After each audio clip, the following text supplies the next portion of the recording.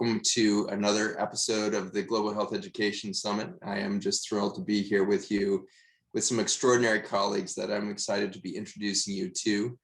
I am really overjoyed to see the response to this topic. This month we are hitting at least our second highest signups ever. We're over 20,000 signups here for this event, and we're really honored to be with all of you. So many of you are coming in from around the world at different time zones and all of that. So many of you are going to hear this recorded rather than live, but we honor you in whichever sector you're coming in here from, whether it be in the United States in real time or other time zones. The whole event will be recorded and will be posted on our website along with all of our other global health education summits. These are at the zachbushmd.com website for free. The entire series has been funded through your generous participation and donations to our program. We've never charged for any of this information. We're now in our 10th month of the Global Health Education series, and it's been a thrill to be with you each month. Huge shout out to Pete Cummings, who's with us again today. Dr. Pete Cummings is an extraordinary colleague, friend, and thought leader in the space of integrative medicine and health, and comes with an extraordinarily rich experience as a triple board certified neuropathologist. And Pete will be giving us some deep insights again today in relation to the content that we've put out in the blog. If you're not following the blog, I encourage you to, because there's always extremely rich content in there that Pete does a lot of work every month to put a very useful and data dense opportunity for you to have your hands in this information before, during, and after our live events here. So dive in there. It is my joy to be welcoming back to the panel today Dr. John Gildea, PhD. Dr. Gildea is one of my great friends and colleagues over the last 13 years now. We've been working together in different ways. Dr. Gildea helped extensively with my imaging science around my chemotherapy development when I was at the University of Virginia. And new to you guys and a colleague of the last 5 or 6 years for me is Dr. Peter Langsjoen and his wife, who is Ollie Langsjoen, who is a master's in physical chemistry and is also going to give us some insights into their operation down in Tyler, Texas.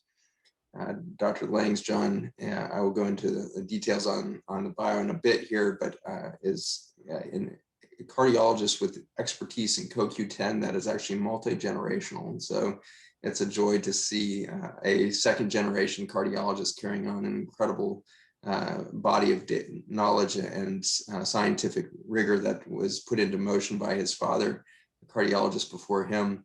And so we have the wealth of over half a century of CoQ10 visionary science and leadership from the Langsjoen family there. So we're excited to have you with us, Peter, and Ollie will be jumping in as well.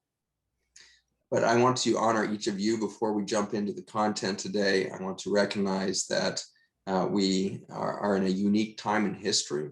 We are covering more information again today, much of which harkens back to many of the other episodes that we've done with the Global Health Education Summit that really highlight the fact that human biology, the mechanisms by which health and life occur, are being challenged on a level that has never been seen in our 200,000-year history. And so as Homo sapiens, we are now aware of and able to measure not only the metrics of our own demise, the rate of infertility, the rate of dysfunction of biology, the rise of chronic disease, the seeming inevitability of extinction. We also have the scientific rigor and scientific data to have a glimpse into how we are going extinct.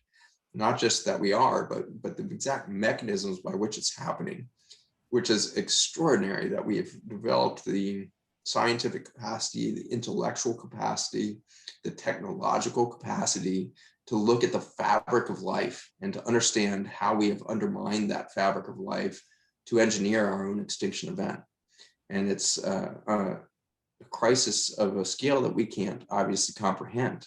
We've never seen the world without humanity. It's hard to imagine planet Earth without humans because we have never seen them. We are very myopic in our perception of how life occurs and our role in it.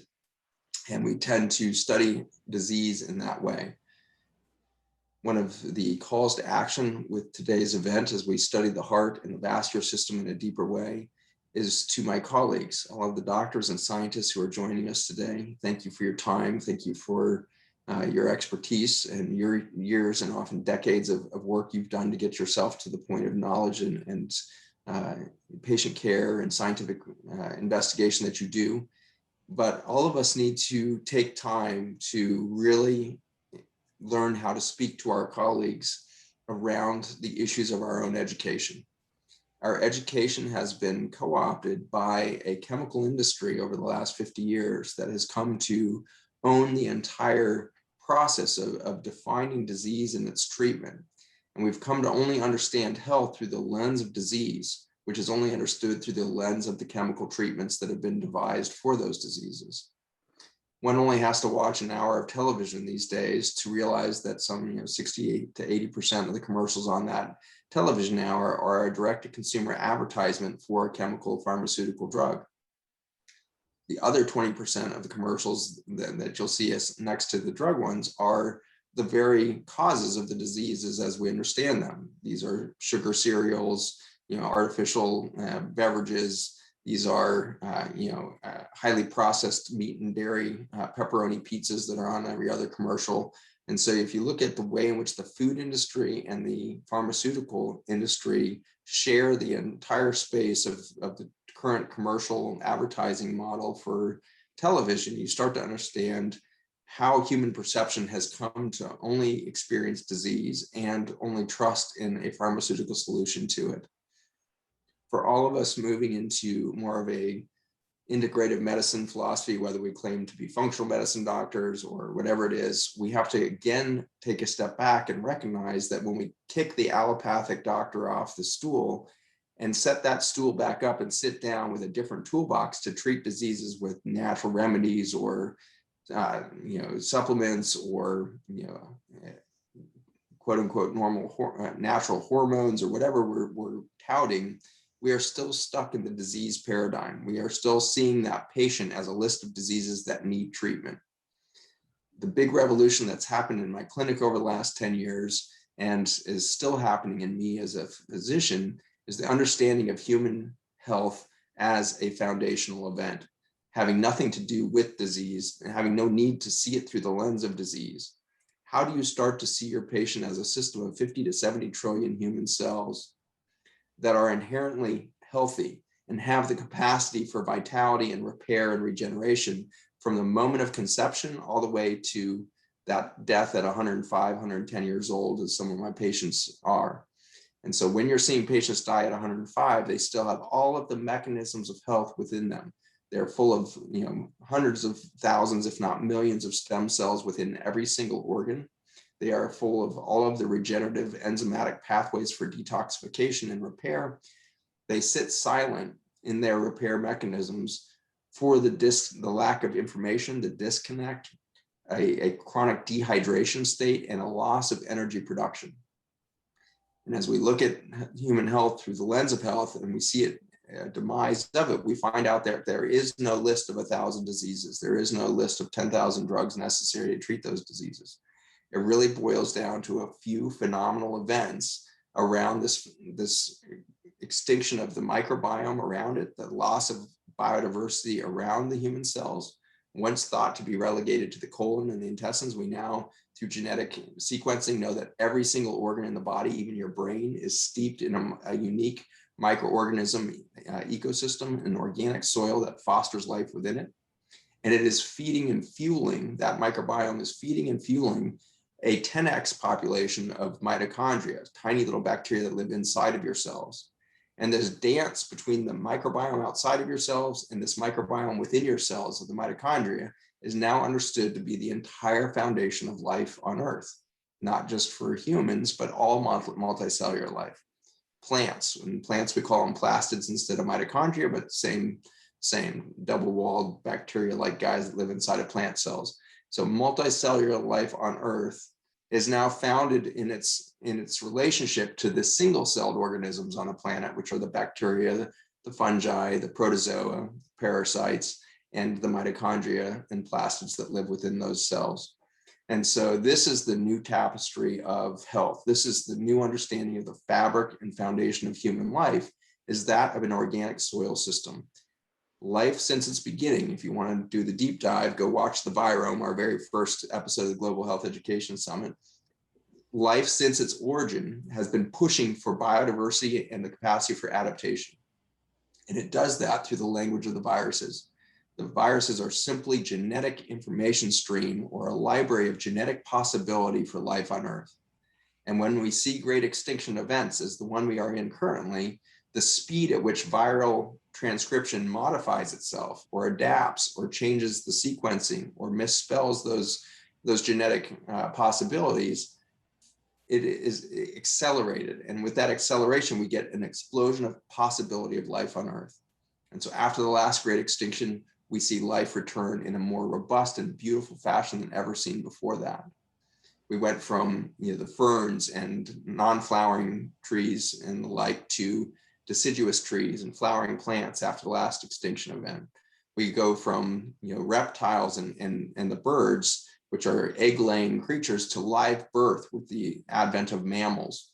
All of those opportunities for adversity, resilience, and adaptation was allowed by this genetic possibility. And so as we sit here today, we have great potential for life on Earth. And as scientists and physicians, we have to acknowledge that there is a greater health potential in humanity than ever before if we will put ourselves in line with nature. To do that, we're going to have to lose our fear. We're going to have to stop fearing the nature that allowed us to occur here. And I feel that the concept of fear, an emotional epicenter, brings us to today's topic of the heart. Over the last couple of years, we have seen an explosion of fear in the public around infectious disease. But the story that has unfolded there has become a single myopic narrative around a chemical technological intervention necessary to overcome a naturally occurring virus.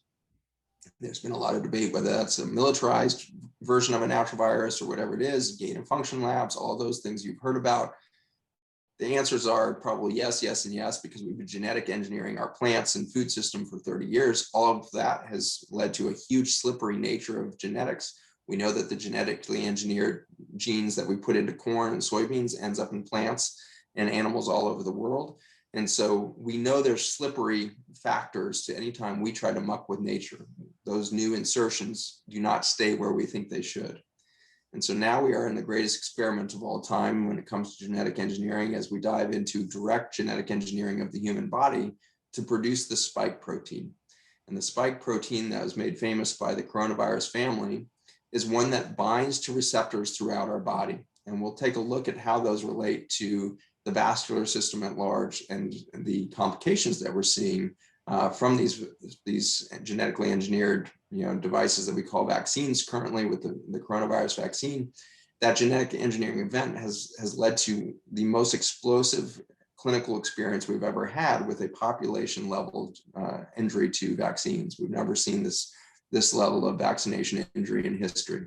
And so we need to understand, why is that injury happening? What is the nature of this neurocardiovascular toxin that we would call a spike protein? How is it injuring the body, and how does it relate to the greater system?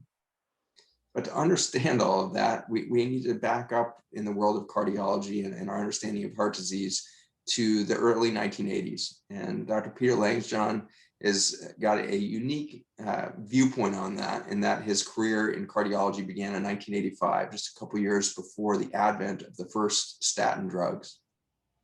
If you want to understand dogma in science, there's few topics that we could tackle that are more poignant than that of cholesterol and its relationship to heart disease. Before the 1980s, there was an understanding that heart disease was a complicated multi-pathway physiologic event that happens largely through the toxifying of the body. And so toxins from cigarette smoke and air pollution and food systems were all understood to feed back, to do damage, and predispose people to heart disease and heart attacks. There had been long recognized occupational risk factors for heart disease and all of this. Suddenly in the 1980s, when we started to get the technological capacity to measure different fractions of cholesterol in the bloodstream, we came up with a new narrative, one in which we recognized that there was a fraction of cholesterol that was elevated in people with cardiovascular disease. And as Dr. Cummings has written about so eloquently in our blog this month, there's this trap that we often fall into in medical science, which is finding a correlation and then immediately attributing it to causation.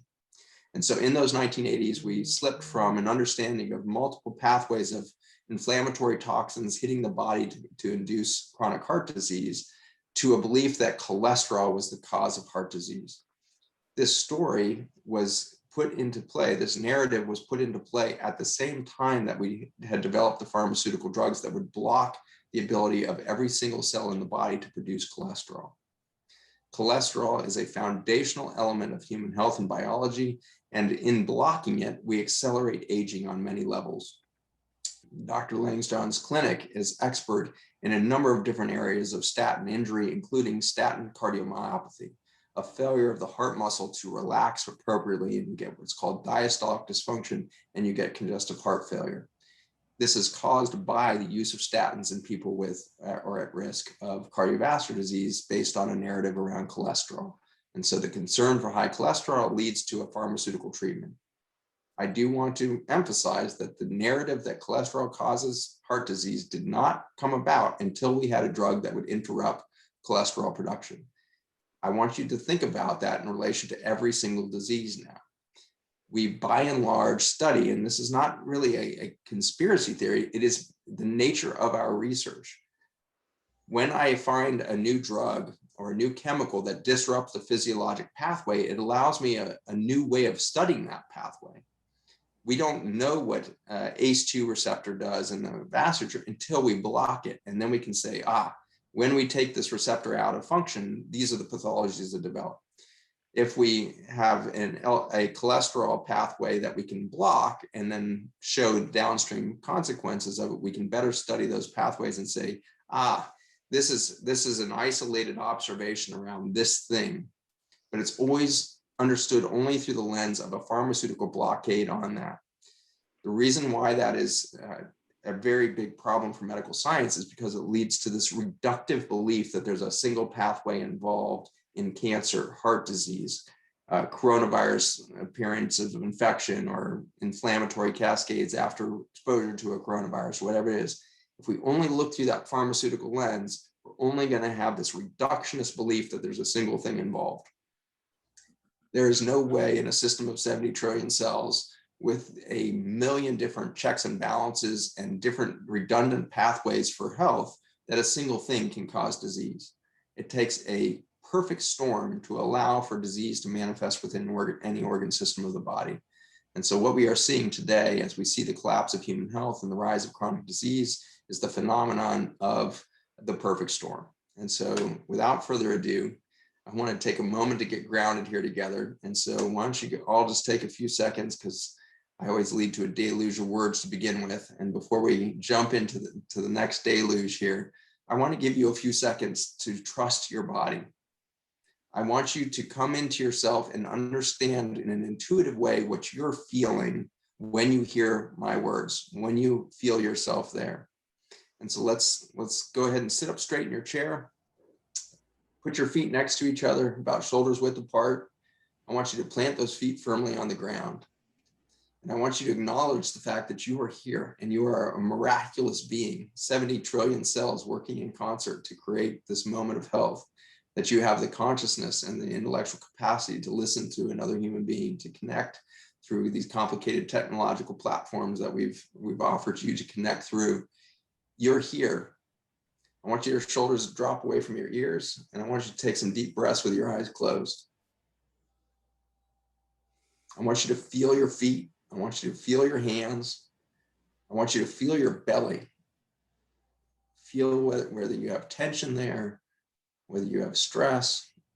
Scan your body right now.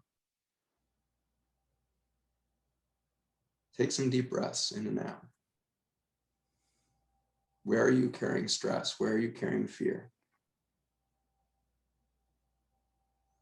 Where's the tension? Exhale that tension, release the tension, let it drop away. One of the main goals of the Global Health Education series is to bring insight in for you that you are the most complicated scientific laboratory ever devised. 70 trillion cells are assaying their environment every second, millions of times a second. They're sensing the environment around it, reacting to it, modifying, adapting, healing, regenerating.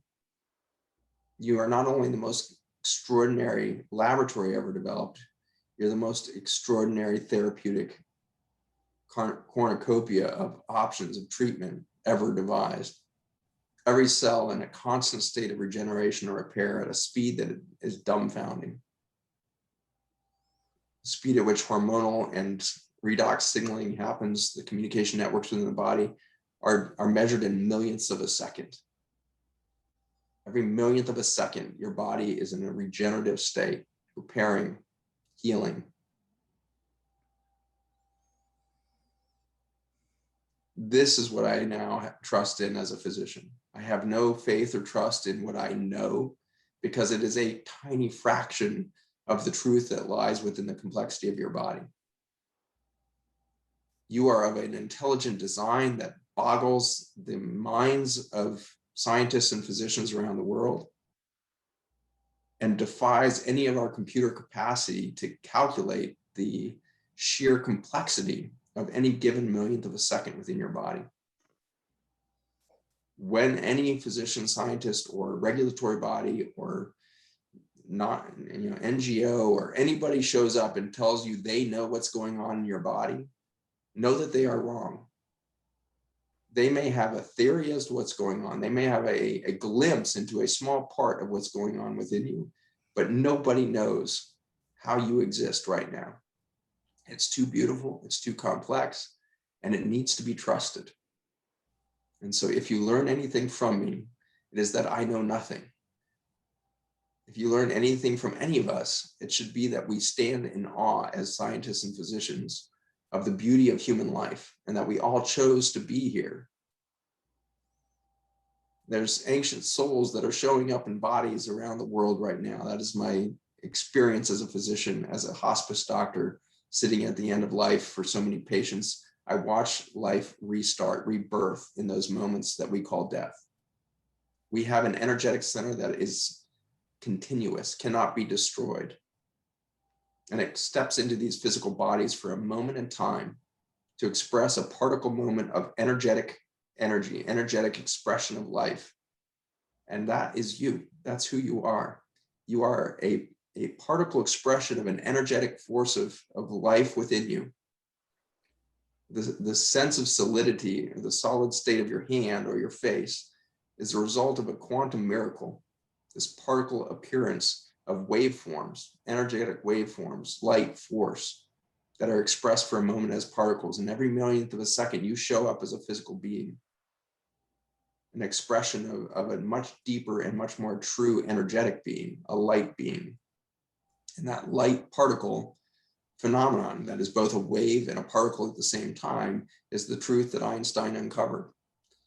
As we wrap our heads around relativity and quantum physics, we find out that you are a quantum miracle. You are an expression of something much greater than any physical nature ever described or witnessed. So trust that. And so when somebody tells you that you need a drug or you need some sort of technological intervention to be healthy, you should question that immediately. And you should go deep into this quantum miracle that is your body and ask the questions to yourself and trust the answers that come out. And if in that trust you find that, yes, that technological thing is what I want to reach for right now. I understand it's not a solution. It's a Band-Aid. It's something, it's maybe just a hope. And if I need that hope right now, I'm going to reach for that technology and I hope that it works. Acknowledge that it's a hope and it's not a science. It's not a truth. It's not a thing. It's something you're believing in. And that's okay, as long as it's coming from within. The whole concept of health freedom is around your integrity and your intuitive nature. So without further ado, I want you to come back to this group here. You can open up your eyes, wiggle your toes, wiggle your fingers. Let's get back together here. Take another deep breath. I just want to acknowledge in gratitude each of you. I'm amazed by a group of people that would take time out of your day to do something as scientifically rigorous as engaging in the Global Health Education Summit. And as important as human fellowship is, I recognize that it wouldn't happen without you. And so all of us together here, I think we're at 6,000 people nearly here on the Zoom call live right now, with another 20,000 of you going to watch this shortly. I am so honored to be with each of you. And I am so honored to bring these colleagues to you so that you can learn from them. So for all of that, Dr. Peter Langsjoen, welcome to the Global Health Education Summit. Give us a little bit of perspective on what it was to train as a cardiology before the advent of the statin drugs, the statins that have become such dogma in this field of heart disease and the cardiology experience. What was it like before that? Well, first I'd like to say, wow, what a great introduction. That was really wonderful. I don't think I can add anything to that, but just specifically, the cholesterol issue affects everybody, because you can't go into any clinic and not have your blood drawn, and they check your cholesterol, and then they either praise you because it's low or they terrorize you because it's high. And none of us are not affected by atherosclerotic disease. I mean, even if we don't have it ourselves, obviously, everybody knows someone who's had a stroke, who's had a heart attack. It's just not possible that you don't. So it's a big part of our existence, is this phenomenon that arteries, become diseased. It's more common as you get older. And if they get bad enough, they block completely, and some organ that requires that blood flow complains or dies. And so it's an important topic. And as far as my view of atherosclerosis, it goes way back. I'm passionate about medical history, and some of the best physicians, in my mind, were in the 1800s. If you look at someone like Sir William Osler in the mid to late 1800s in Canada, he looked at these atherosclerotic plaques and he said, well, they're just like a pustule. They're like a boil or a big pimple on the inside of your artery. And if they rupture, you're in trouble. That's not a bad way to look at it. In that pustule, there's a ton of garbage. You've got microorganisms all over the place. You have white blood cells. You have cholesterol, which is part of your immune defense. And it wasn't an illogical thought to look at atherosclerosis and see cholesterol in there and wonder, well, I wonder if that has anything to do with causing it. So that beginning thought wasn't a bad thought. But from the get-go, it didn't take long at all to realize it was a flop. I would say in the 60s, maybe, when the big 60s and 70s, when the big push to vilify butter and replace it with essentially plastics called margarines. Around that time, cholesterol wasn't routinely measured. So when they started pounding the drums that, cholesterol might be the problem, they started measuring cholesterol in people coming into hospitals with heart attacks. And it didn't take more than a year to realize it was crystal clear. People coming in with heart attacks had lower cholesterols on average than people of the same sex and age and similar circumstances without heart attacks. So it didn't fit. People with cholesterols of 300 and 400, they were healthy and happy in their 80s and 90s. And so it was a mismatch early on. Well, people who invest in a certain theory, sometimes they become exceedingly rigid about it. And In my way of looking at it, it was a fallacy really shortly after I graduated from medical school in 1980. When I was a resident, I gave a ground rounds, and the title of it was Anti-Cholesterol. I mean, I was like, it's just a, relatively speaking, a kid, you know. But so I had my doubts about it from the get-go. And then a lot of things kept piling on to try to save this, at that time, not totally failed, but unstable theory. And that's when you get into this, they, they insisted it wasn't just cholesterol, it was also these evil animal fats.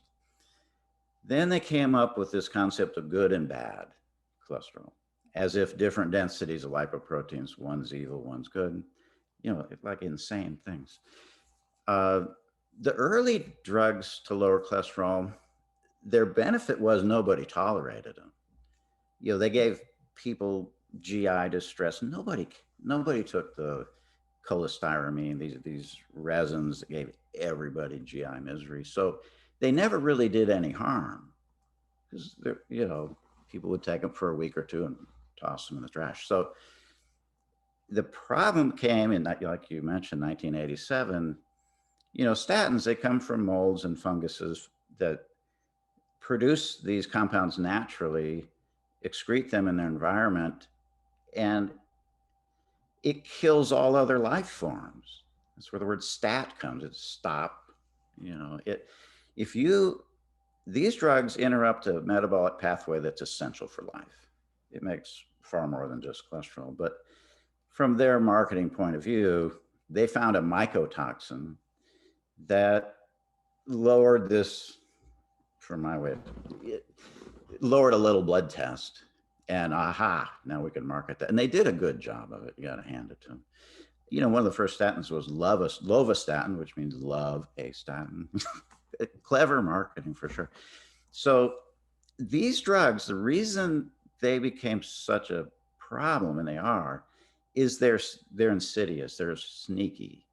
If you think of normal pharmaceuticals, they have the decency to give you an adverse effect fairly soon. You know, if I gave you an antibiotic and you break out in a rash or you get diarrhea, you stop it and you get better. It's straightforward. Statins are rarely like that. Usually, you're going along your merry way, following your doctor's advice. You go back and they recheck your blood and your cholesterol drops like a rock. Everybody's happy.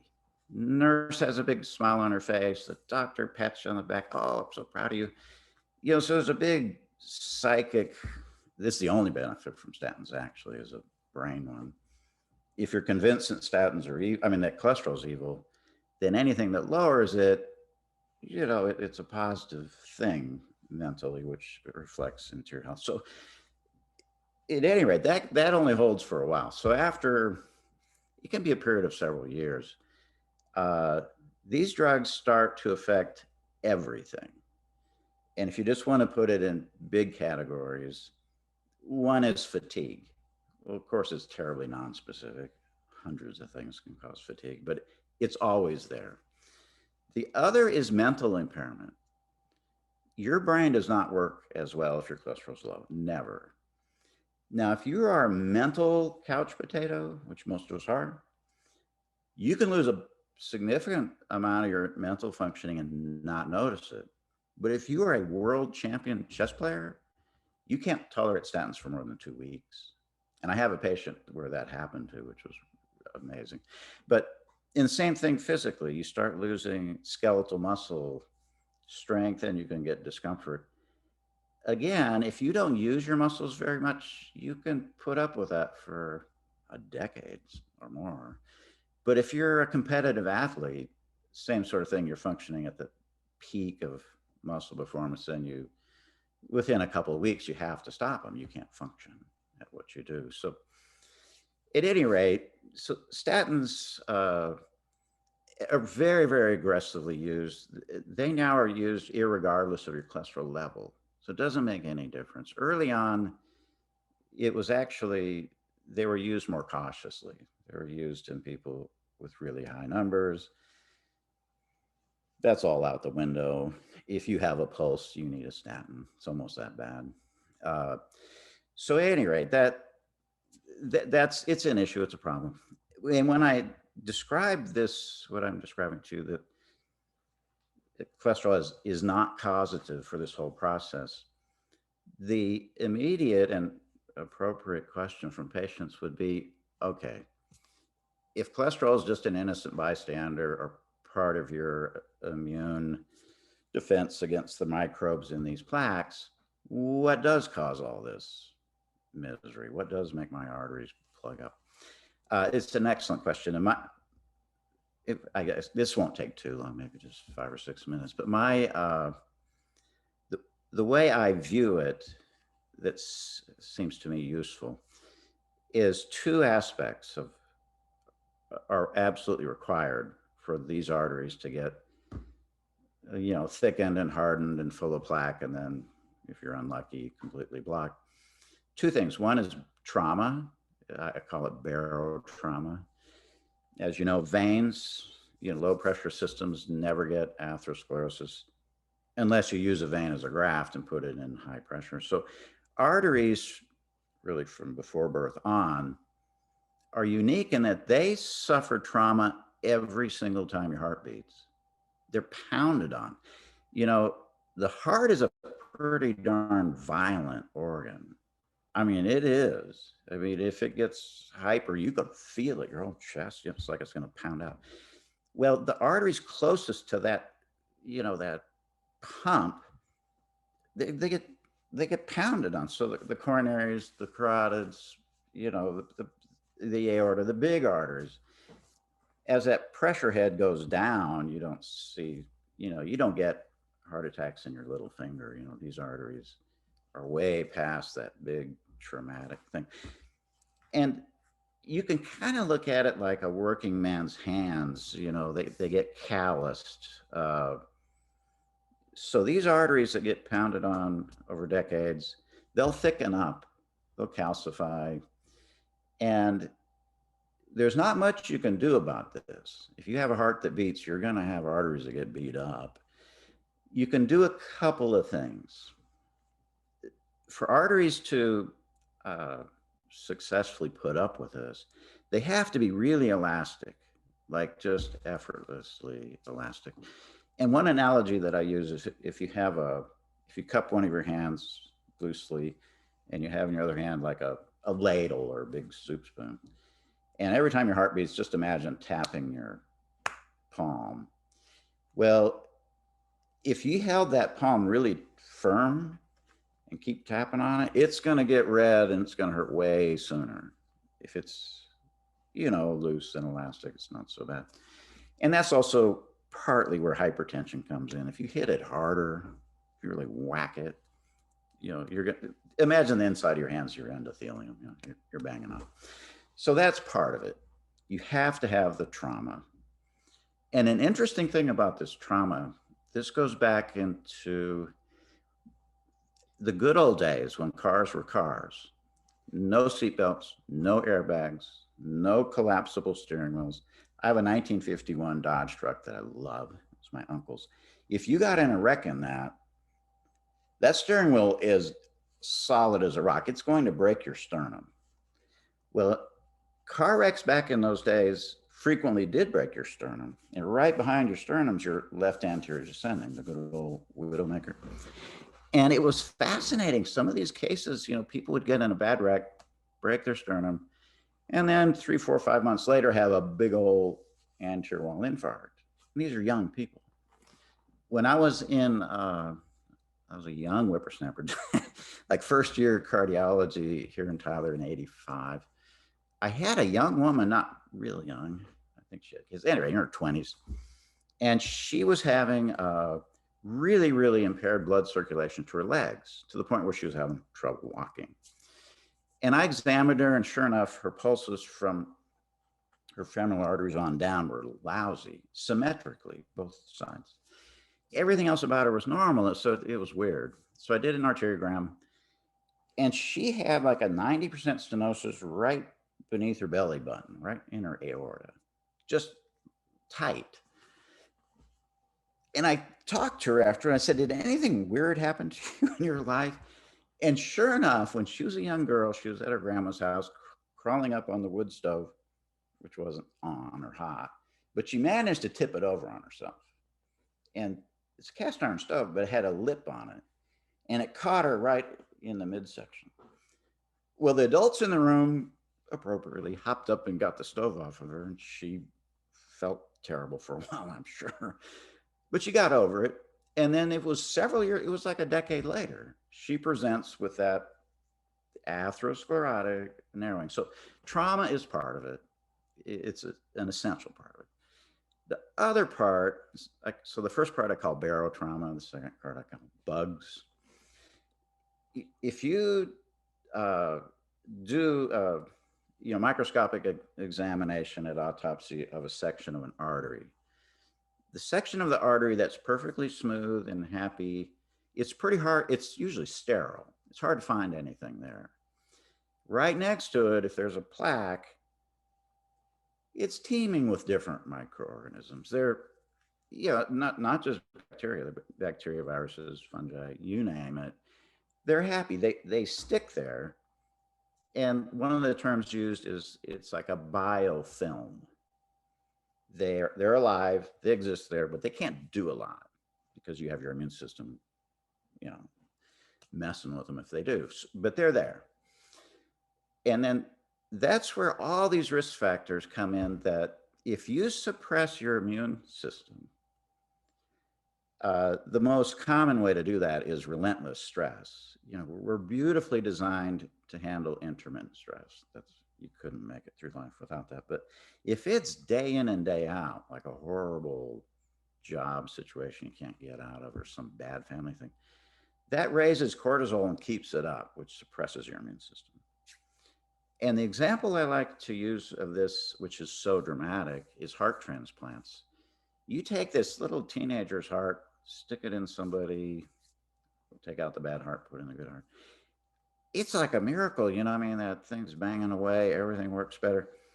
Well, the only way you can keep someone from rejecting someone else's heart is to use very powerful immune suppressant drugs. Well, the number one Achilles heel of transplant is if you suppress your immune system, atherosclerosis goes crazy. These teenage hearts in an immune suppressed body, they get terrible, aggressive blockages in all their coronaries, so it's a mess. And then there's many, many other things. Anything that louses up your immune defense, the bugs are happy. And so anyway, that's kind of my simplistic way of looking at it. And it covers a lot of sort of common, I guess you'd call them, risk factors. Love it. Yeah, and one of the interesting things that's happening in the cancer world that I came out of is the same correlation, is that when we find chronic injury around an organ that's now manifesting cancer, we find that there's a shift in the microbiology, the microbiome, the bacteria and fungi that are associated with that tissue. And so in a healthy human breast, we have a relatively scarce expression of microbes, but they're there. You can show that Sphingomonas happens to be the dominant bacteria in a healthy human breast. In the cancer breast, it's Mycobacterium radiotolerans that shows up as the dominant species. And for a while, we thought, my God, Mycobacterium radiotolerans must be causing breast cancer, because 100% of the breast cancers we studied, no matter if they were estrogen positive, negative, HER2 negative, positive, every type of breast cancer had the same bacteria in it. So we came to the conclusion, oh my God, these bacteria must be somehow causing cancer. So then they finally did the comparative genomic study, looking at the amount of that bacteria and the severity of that cancer, or the likelihood of dying from the cancer. And they found, ironic to the thinking at the time, the exact opposite correlation. The more sterile that tumor got, the more likely that woman dies of metastatic cancer. The more Mycobacterium radiotolerance present, the more likely it's a benign course for that cancer. And so in this extraordinary way, what we used to think of as infection, we're now realizing is an adaptive response, just as you're describing with the white blood cells and the fibroblasts and everything else that are showing up in an atherosclerotic plaque within the arteries. The bacteria are there for the same reason. The bacteria there as an adaptive biology around chronic injury and toxicity. And they may be detoxing that path, that space, that pustule that you're describing, the enzymes necessary to break down all the junk in an inflammatory tumor or an inflammatory atherosclerotic plaque or a diabetic ulcer. No matter where you look, the junk in there requires pathways that are non-human to clean up. And so bacteria and fungi, doing about 90% of the enzymatic work in a human body now, are understood to be doing that. So in a beautiful way, what you're describing is an atherosclerotic plaque is an ecosystem of response and injury repair. And it includes cholesterol, fibroblasts, white blood cells, bacteria, fungi, protozoa, probably some parasites. And so you get this incredible coral reef-like ecosystem there to respond to injury. And at each of those response mechanisms, we then blame the cholesterol or blame the pathogen, and we go after it. In a study that we'll post here in our show notes, when you go back, if you want to look at these studies, an incredible study of women over the age of 60, looking at a 5-year duration of heart disease expression, so heart attacks over a 5-year period. The women at the highest tertile, the highest 1/3 risk of heart attacks, were women who had been exposed to antibiotics for a cumulative period of 2 months over the course of the 5 years, which is about 1 course of antibiotics every year or 2. And so for women exposed to antibiotics for a cumulative of 2 months, they have this radical increase of 90% risk of increase of a heart attack. And in the same way, when we start to pull cholesterol out of that scenario, we can expect a detrimental effect on this repair mechanism. And so if we take away the bacteria, we take away the fibroblasts, we take away the cholesterol, we put on steroids to give the anti-inflammatory, any of these mechanisms end up making the problem worse. And so I'm interested to hear from you kind of your experience around patients that are showing up in your clinic with advanced cardiovascular disease, were put on a statin years ago or decades ago, have gone on the diminution of function that you described. They've lost musculoskeletal function. They've lost, the resilience of their brain responsiveness, their ability to remember, their memory's impaired, their executive function, all of these creative things you're seeing in the chess player, perhaps. So after that, what is the journey out of that crisis state? So when you stop a statin, and we should start there, I guess. What is your approach? Do you stop statins? Do you taper them? What is your approach to statin use in the clinic? Yeah, good point. There's a certain, I guess, establishment. It's false, but they put out this fear that, oh no, if you stop your statin, you're going to have a heart attack. It's complete garbage. But yes, you stop it immediately. There's no such thing as having to taper it. The adverse effects of statins take months, 6 months, 12 months to really, get as good as they'll get. These drugs are reversible inhibitors of this pathway. So when you stop them, the biosynthesis of cholesterol and everything else in that pathway recovers usually within just a couple weeks. Certainly by a month, you're back to baseline. Whether or not you're going to recover your wasted muscles worse if your brain's really messed up, that's less predictable, because some of that can be permanent. If you've been on these drugs for 10, 15 years, which is not that unusual, you do the best you can. Almost everybody gets some degree of improvement, but sometimes you're sort of stuck with a certain deficit. Yeah. And so, as we're looking at this phenomenon of, cholesterol and this dogma that, cholesterol causes heart disease, one of the big things that you emphasize there with 1970s and 80s with the advent of, margarine and these partially hydrogenated, you referred to them appropriately as plastics, because it's the same technique that we use to polymerize plastic that we use to make margarine out of oils. And so you can take any oil and turn it into margarine, whatever it is, and then you put that in the bloodstream. And we have this belief that dietary sources of cholesterol made your blood cholesterol go up. Ollie, I think you're nearby. If we could have you jump in here, I would love for your perspective here. Ollie Langsjoen has her master's in physical chemistry, and She has been running since the 1980s the extraordinary CoQ10 laboratory in Tyler, Texas, which is one of the preeminent therapeutic investigative centers for the use of CoQ10 to reverse statin injury and to reverse cardiovascular disease and congestive heart failure, diastolic dysfunction of the heart, and things like this. So, Ollie, thank you for being with us. And I always love to honor physicians and scientists who use their own body as a frontline laboratory. And you did this. And so tell us a little bit about your experimentation around dietary intake of cholesterol and the levels of blood cholesterol, and also give us an insight as to what your conclusions are about those findings. Okay, so, I watch these patients come in and everybody's worried about their cholesterol and they're worried about what they eat, and then Peter, of course, explains to them that butter is good for them, eggs are good for them, and so we started raising chickens and egg-laying chickens. I don't know, what year did we start, Peter? 20 years ago. Yeah. And so this happened in 2007. I decided I'm going to do this experiment on myself, and I will eat 12 eggs a day for 7 days. The other day I told you it was 2 weeks. It was not. I looked up all my data. I have all the lab here, and I can send it to you. You can look at it all.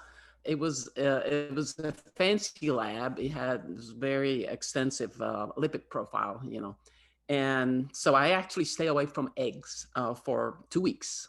I stayed away from them and didn't eat any, but otherwise I ate normal diet. And then I had my blood drawn, got this lab done, this fancy lab, and then for 2 weeks I ate 12 eggs a day, and I ate 6 of them whole, and for the sake of not eating too much calories out of eggs, 6 of them I just ate the egg yolks. Also, 6 of the eggs were our chickens that we raised. We didn't have that big of a flocks, so we didn't have enough eggs for me to eat more than 6 a day, so I had to supply store-bought 6 eggs. But those, anyway, I ate them. I love soft-boiled eggs, or I ate them, how else did I eat them? Hard-boiled or easy over. And if I was in a hurry to get to work and run QLab, I would I would just eat them raw, just the egg yolks. And that's only from our chickens, not the store-bought ones. I'll just pop them in my mouth. Raw egg yolks taste delicious. Not the egg whites. I wouldn't do that. But anyway, so after 1 week, I had my blood drawn again. And I have it right here in front of me, the lab, the Quest. We sent it through Quest, but it went to Berkeley, California, someplace. So I've got it over here, but I have it tabulated right here. At baseline, my total cholesterol was 234. So I'm one of those lucky ones. My cholesterol is healthy. Of course, I would get put on a statin if I didn't marry Peter, probably. But at the end of 1 week eating 12 eggs, it was 234.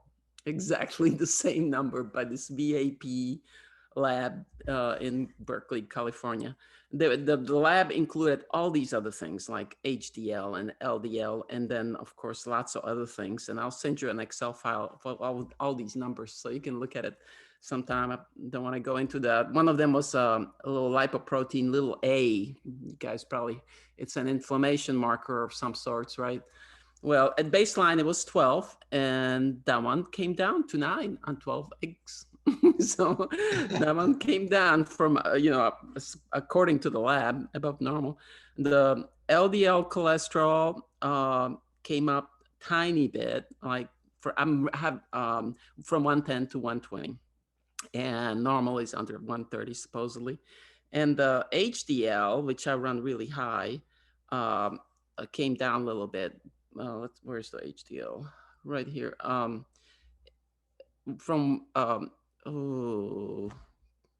Where is it? Total HDL right here. From 111 at baseline to 104. But, that may not happen with somebody who doesn't have such high HDL. This is one of the highest HDLs I've ever heard of. That's amazing. That's awesome. So you point to something fascinating here, which is the body has found your set point of cholesterol, and it seems to be regardless of your cholesterol intake. What are your thoughts on that? Well, I from what I've heard, we communicate since 2001 with this group of, there's about 100 of us all around the world, call ourselves the International Network of Cholesterol Skeptics. Thinks. Yeah. Yeah, we were the founding members back in 2001. Rafineskov is the one who started it. And I sent the reason I had all this available after we talked the other day was because I found an email and I described all this and I had all these attachments. And so it was really easy to find for me. And one of the members, Labe, I forget what his last name is right now. He said that if you are on a relatively high cholesterol diet to start with, which I am, I eat lots of butter in addition to eggs. So even being off the eggs, maybe my, I just had a little different diet than other people, I guess. He said the difference in the levels of some of these things can be noticed in people who don't eat very much cholesterol, period. So in those, it may increase. And it's probably a good thing if it does. So my perspective is that cholesterol is very good. If it's high, you're a lot less likely to get cancer. You're a lot less likely to age. You don't age as much with high cholesterol. You are healthy. You don't get viruses and bacterial illnesses because your body fights them off. This thing about LDL being this bad cholesterol, LDL is extremely important in immune function. So yeah, don't worry about your cholesterol. And like Peter one time said, the best cholesterol number is the one that has never been measured. That's awesome. I love that. I love that. So I do want to point out the interesting phenomenon of these fractions of cholesterol that you're talking about, the lipoprotein little a and all these little things. And it goes back to your observation, Peter, that you mentioned earlier, is that when we do the studies to look at, risk profiles of total cholesterol levels, they have very poor correlation with heart disease outcomes, right? And so you knew that by the 1970s, and by 1981 you're writing the paper on the fact that cholesterol doesn't track with it. So then they come up with, in the 1980s, the ability to fractionate cholesterol, and so we start to look at these different fractions in the effort to find some new correlation between cholesterol and heart disease. Since the total doesn't work well, maybe it's some fraction. So then we came up with the LDL theory, and LDL we called the bad cholesterol. Even today, if you get it measured, your doctor's going to say, well, LDL is the bad one, HDL is the good one, blah, blah, blah. It turns out LDL is the primary anti-inflammatory made by the liver to treat the vascular tree. And so it has an antioxidant effect throughout the vasculature. And so if you have oxidative stress or inflammation in the blood vessel, LDL is there as a pharmaceutical to treat that inflammation. Then we get into these more, esoteric fractions. And what are your thoughts on that fractionation, Peter, as you start to look across there? Have you settled on the fact that maybe there really is a bad fraction of cholesterol out there, or is the whole concept of bad fractions an erroneous narrative? Now, I could be wrong. I view it as totally erroneous. I don't pay any attention to it, and I don't measure them. I really don't. There might be correlations with some of those things, but like these little small dense particles that are supposed to go through the endothelium, and then the big marshmallows aren't supposed to do that. It's really stupid. But there are some other lifestyle things like exercise, can influence these. They can shift these, some of these things that you measure. So there might be some correlations, but mostly I don't really care about it. So I don't waste time. So, I think, you're right. There are going to be correlations. And so when the body makes an anti-inflammatory, like LDL cholesterol or these small dense particles, when you have a response system, they're going to elevate when you have an injury. And so if the injury is that percussive, injury is the primary mechanism by which vascular disease develops, any acceleration of that, it could be anything from cigarette smoke to inhaled toxins to digested toxins and the like, are going to make cholesterol go up. Interestingly, in this world of endocrinology, we had long believed that simplified carbohydrates were causing diabetes. So we expected high fructose corn syrup, for example, to cause high blood sugars and all this. But as soon as we started to study high fructose corn syrup in controlled studies, we found out that people ingesting high fructose corn syrup didn't have any elevation of blood sugars or insulin levels immediately after taking all of this simplified sugar in. And so this led to great confusion. And it wasn't until they started looking at the broader response of the liver to this high fructose corn syrup that we uncovered that it was actually cholesterols, and specifically triglycerides, that increased as soon as you take high fructose corn syrup. And so cholesterol increases because of the vascular damage caused by high fructose corn syrup. And so you're going to see these correlations of effect. You injure the liver or you injure a vascular system, the liver is going to have to respond with cholesterol. So you are going to find correlations between a trauma or repeated inflammatory injury and cholesterol levels.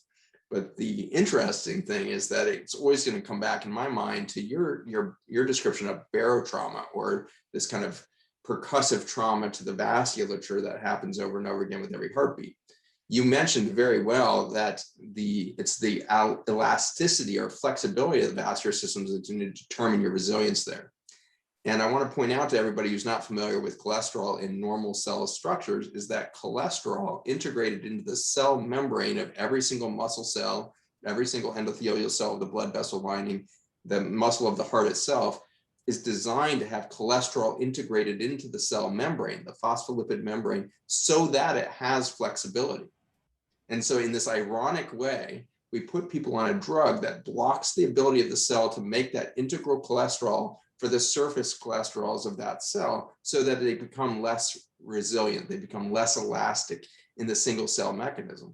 And so in a bizarre way, we blamed a correlation of cholesterol and heart disease. We put everybody on a drug that blocked the causative agent of cholesterol, not realizing, or perhaps not doing the actual, simple investigation of what does cholesterol do in the body.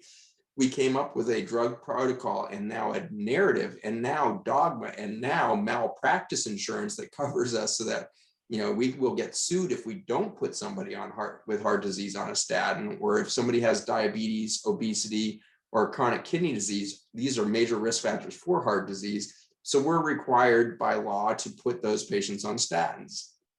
And so if you now look at it across the mechanism of this current pandemic, we end up with a fascinating look at what were the risks of death from coronavirus.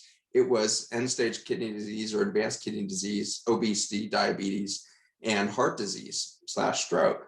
And so with vascular disease and on to those other risk factors, we find that the unifying event or physiology between all of those is statin use. And so all of the conditions that we have uniformly said you need a statin for were the primary risk factors for death. And so what we need to do as a public health sector now is ask the question, did the statins alone represent a risk factor for death from coronavirus that would have been ameliorated or radically reduced if the statin hadn't been in play? And we know there's a number of things about the ACE2 receptor and statin drugs that we can go into later, but you had mentioned a couple times that cholesterol is a critical feature of the immune system. And without cholesterol, we do not have an innate immune system or anti-inflammatory cascade and all the rest. So for everybody, I want you to be kind of preparing for the possibility that we did exactly the wrong thing when it came to heart disease. We put everybody on a drug that would take away the resilience and elasticity of their vascular system, ultimately predisposing them to other complications. But outside of the vascular complications, Peter, what are the other things as far as systemic disease that you see as a massive risk factor when you start thinking about putting a population on statin drugs? Oh, one of the more disturbing ones is cancer increases, no question, which is really bad. But I should mention, you're familiar with these coronary artery calcium scores. It's a fancy CT scan, and they give you a number. There's 0 if you don't have any, and just 3,000 or 4,000 if you have a lot. Well, these coronary calcium CT scans have been commonly used. They're usually used as a way to motivate people to take the cholesterol lowering drugs. Well, one of the really interesting things, this has been maybe 4 or 5 years ago now. There was a number of studies that looked at coronary artery calcium scores with people on statins Very few looked at it compared to placebo. That was considered unethical. So they compared low dose statin to high dose statin in most of them. And there was a dose dependent increase, significant increase in the calcification of your coronaries in the high dose statins. And this wasn't just one or two studies, it was several, not just European, but also US, published in, it was either the American Journal of Cardiology or JACC, you know, it's one of the main American cardiac journals. And it's just been totally ignored. You know, oh, this is even better than ignored. This cracks me up. One of the mouthpieces for cardiology at the Mayo Clinic, I can't remember his name. You know, it was hard not to comment on these papers. So there's a little editorial by the editor. And the Mayo Clinic one was the funniest. It said, our position, you know, like our group position here at the Mayo in Rochester, is that you should still do the coronary calcium scans to see who needs a statin. But once someone is on a statin, there's no need to repeat it. You don't have this little awkward problem that it just doubled, you know, a year later, which it does. I have a patient who came from Dallas, really fun guy. He's a real sort of obsessive compulsive CEO of a big company. And I think once he reached the age of 60, he thought, oh gosh, I should see a physician. So he had the executive physical, including this scan. And he had a score of about 120 or something, you know, mildly up. Well, they scared him and they had him take 20 milligrams a day of Lipitor, and he dutifully did it. He didn't feel great, but he took it every day. And he had that scan done at the end of the year, and it had more than doubled. Now he's up to 380 or something. Well, then you'll love this. Then the logic was, oh my gosh, we're really in trouble. We need to bump that way up. So they more than doubled it. I think they went up to 80 milligrams a day. So, and he did it. He got, you know, he took it for a whole year, had it done again. Well, now it's up to 1,000. And it just cracked me up. And when I first saw him as a new patient, he had copies of our recent paper, you know, outlining exactly this. Was it the one with Harumi? Statins increase. Yeah, the title was statins stimulate atherosclerosis. Anyway, it's just an interesting real world. You know, what happened when you stopped his statin? But even then, you know, it's I never repeated it. I just figured, you know, eliminate what I know is harmful, do what's helpful, and he's done great. I mean, he never had any symptoms. It was just an example of that. You know, chasing the confluence there. Amazing. Well, I want to bring in Dr. John Gildea. Dr. Gildea, you have been a force to be reckoned with in the world of vascular health in the biosciences, and you have done an enormous work around the mechanisms of hypertension.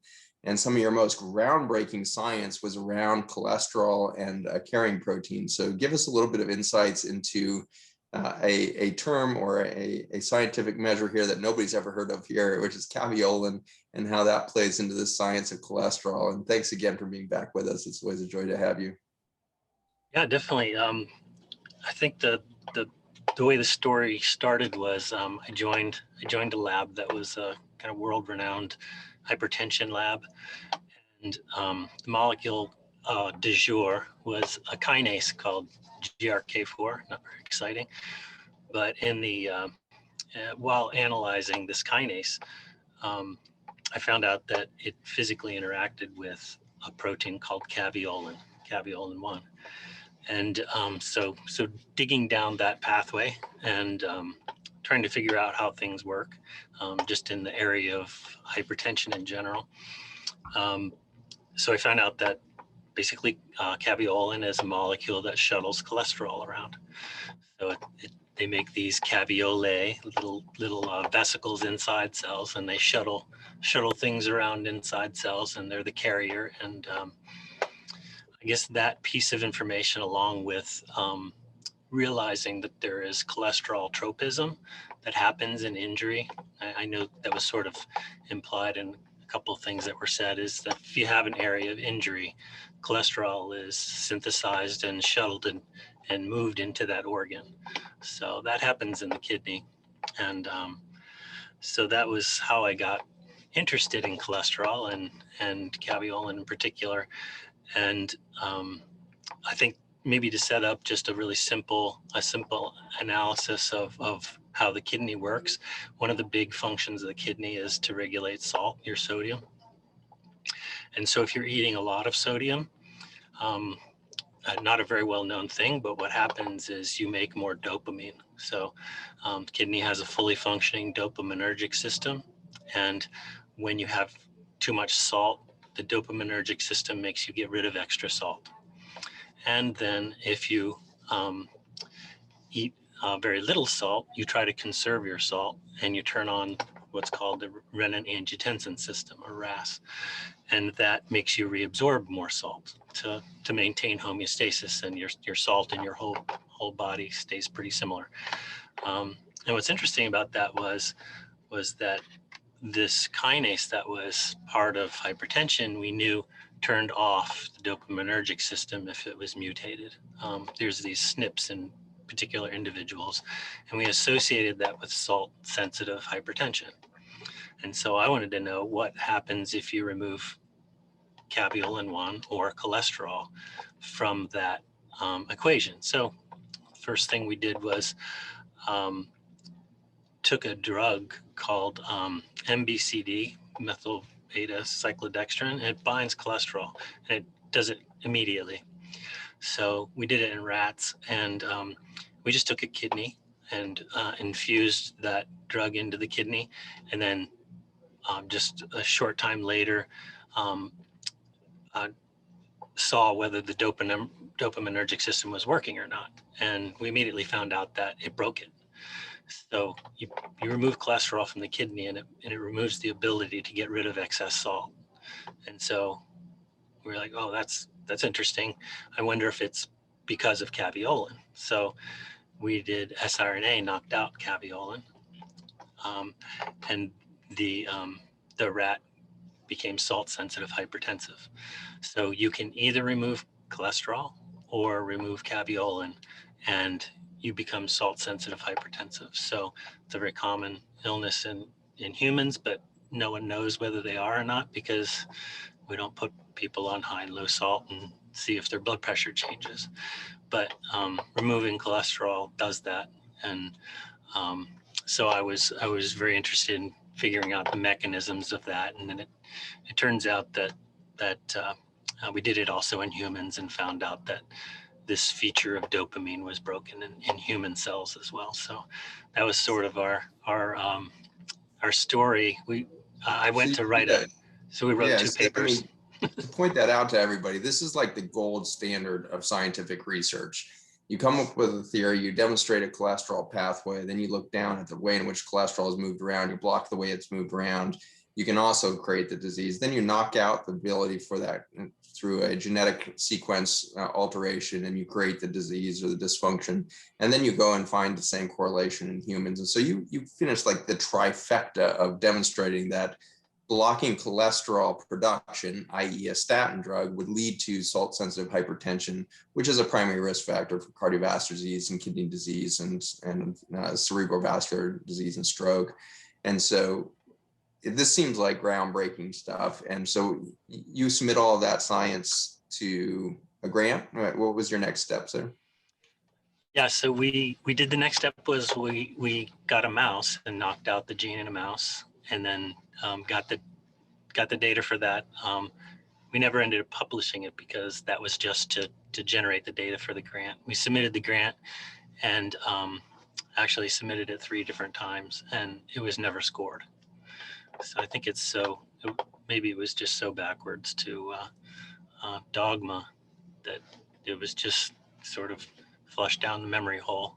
I had to move on to other projects, but that was sort of early career, sent me down, other pathways that are have been fruitful. But that was an interesting one, that there are some topics that are unfundable. I guess that was one of them. Yeah, and I can relate to that, and that my chemotherapy research and efforts of a few years got shut down by a patent for retinoid vitamin A compounds from a pharmaceutical company that had patented vitamin A compounds as a potential chemotherapeutic agent. So when I found out that they were, and went and did the patent search and found out that it had already been patented, I was very excited, thinking this is going to be able to go to market now. There's a pharmaceutical company that owns the patent. I've shown this works. We're going to be able to get this, they can make money off it, whatever it is. And to find out later, that, or within months of calling that pharmaceutical company, that it had been put in play as a blocking patent so that I couldn't bring it to market. Nobody else could bring this thing to market. They shut me down repeatedly on efforts to communicate with them around bringing this to market. And so the whole concept of a blocking patent was completely foreign to me. I couldn't have imagined a pharmaceutical or any group blocking the ability for an idea or an intellectual breakthrough or a scientific breakthrough to actually move forward. Was so foreign, I couldn't believe it. So when it started to happen, I kept coming up with all kinds of rationalizations. Maybe they don't have time, maybe they got distracted, maybe this or that. And finally it was my mentor that said, that's a blocking patent. And I was like, what the hell is that? And then you go Google blocking patents, and it's a normal practice in industry is to create patents to block this process. And so your research blocked at the NIH level, because the vast majority of pharmaceutical research being done through this is trying to support a narrative around cholesterol causing cardiovascular disease and heart disease. So amazing kind of thing for all of us to wrap our heads around, is that these agencies that seem to be mandated to pursue public health are arranged with the pharmaceutical industry as a whole to really maintain a very narrow narrative of science and clinical practice. And this shapes our education. And so for doctors educated after 1987, and you don't know life without statins, it is unbelievable. It's not even imaginable that you shouldn't use statins for heart disease. And so that's how the science and the dogma really turns into education that's owned by this pharmaceutical perspective, is because of this constant editing of the funding that's done at the funding level of where science is done and how it's able to be directed. And so this is how we end up with dogma and science in the same sentence. Science as a process should be impossible to develop dogma, because it's always an inquisitive, creative process where you're always asking the next question. And inherently, science is supposed to always be done with the null hypothesis. If you put any paper in, you're supposed to state the null hypothesis. Any grant you propose, you're supposed to begin with the opposite belief, and then you have to disprove yourself. So the null hypothesis would be cholesterol has absolutely nothing to do with heart disease. And then you would have to go on to prove that you're wrong, that it actually does have something to do with it. But we went from a null hypothesis in the 50s and 60s about cholesterol to a baked in the wool hypothesis and then theory, and then a dogma that emerged there around that. You've also done some work around the salt sensitivity and hypertension being a genetic phenomenon, where there's a significant portion of the population that needs salt to prevent hypertension. Give us a little bit of insight into that. Yeah, so when we do our salt sensitivity studies, we put people on low salt and high salt. And it's pretty simple, is you do it for a week on low salt, week on high salt, or switch. People don't, supposedly don't know which arm they are. And then you measure the blood pressure accurately, along with a bunch of other things. But what's interesting that falls out of that is the spectrum, is that there's the very well-known participants fall out as salt sensitive. So the people that are salt sensitive, it's about 25% of the population. They don't have high blood pressure normally, but if you put them on high salt, they have hypertension. And the interesting thing about that is that they don't know it. No one knows it because no one tests that. And so what a simple thing to do is just know whether you should cut back in salt or not. But on the other end of the spectrum is a group of people are trying to define right now, where we call them inverse salt sensitive, and they're 15% of the population on the completely opposite end of the spectrum, where on the low arm salt diet, their blood pressure goes up. And so it's the same old story, but just looked at it a little bit differently. Is in the high salt arm of the diet, you need dopamine to function your kidney to get rid of extra salt. On the low end part of the diet, you need to reabsorb salt. But what a lot of people don't realize is that your whole body is made of salt, and you reabsorb over 99.9% of the salt all the time.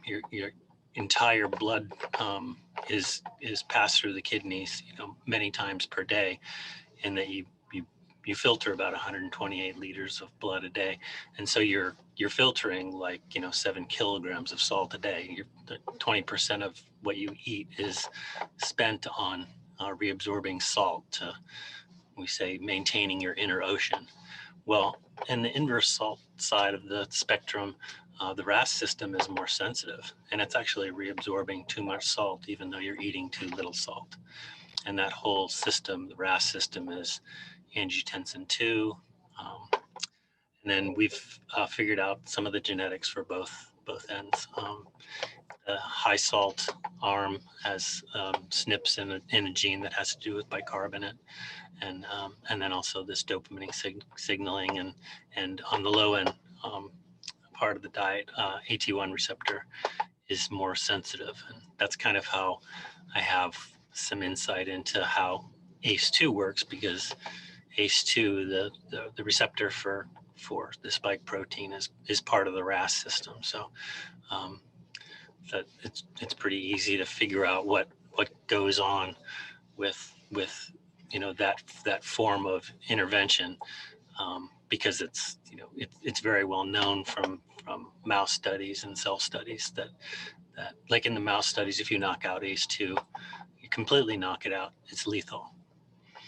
So reducing it probably is not a great thing, and it's known that the spike protein, when it binds ACE2, blocks the ability to get rid of angiotensin 2, which is the main peptide that causes hypertension.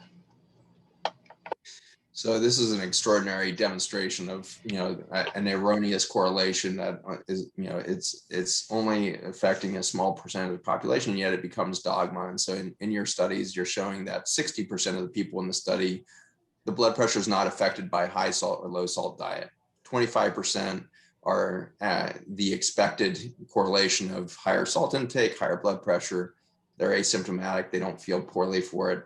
Whether or not that high blood pressure is pathologic or just normal physiology could be another layer of discussion here, but we don't have time for.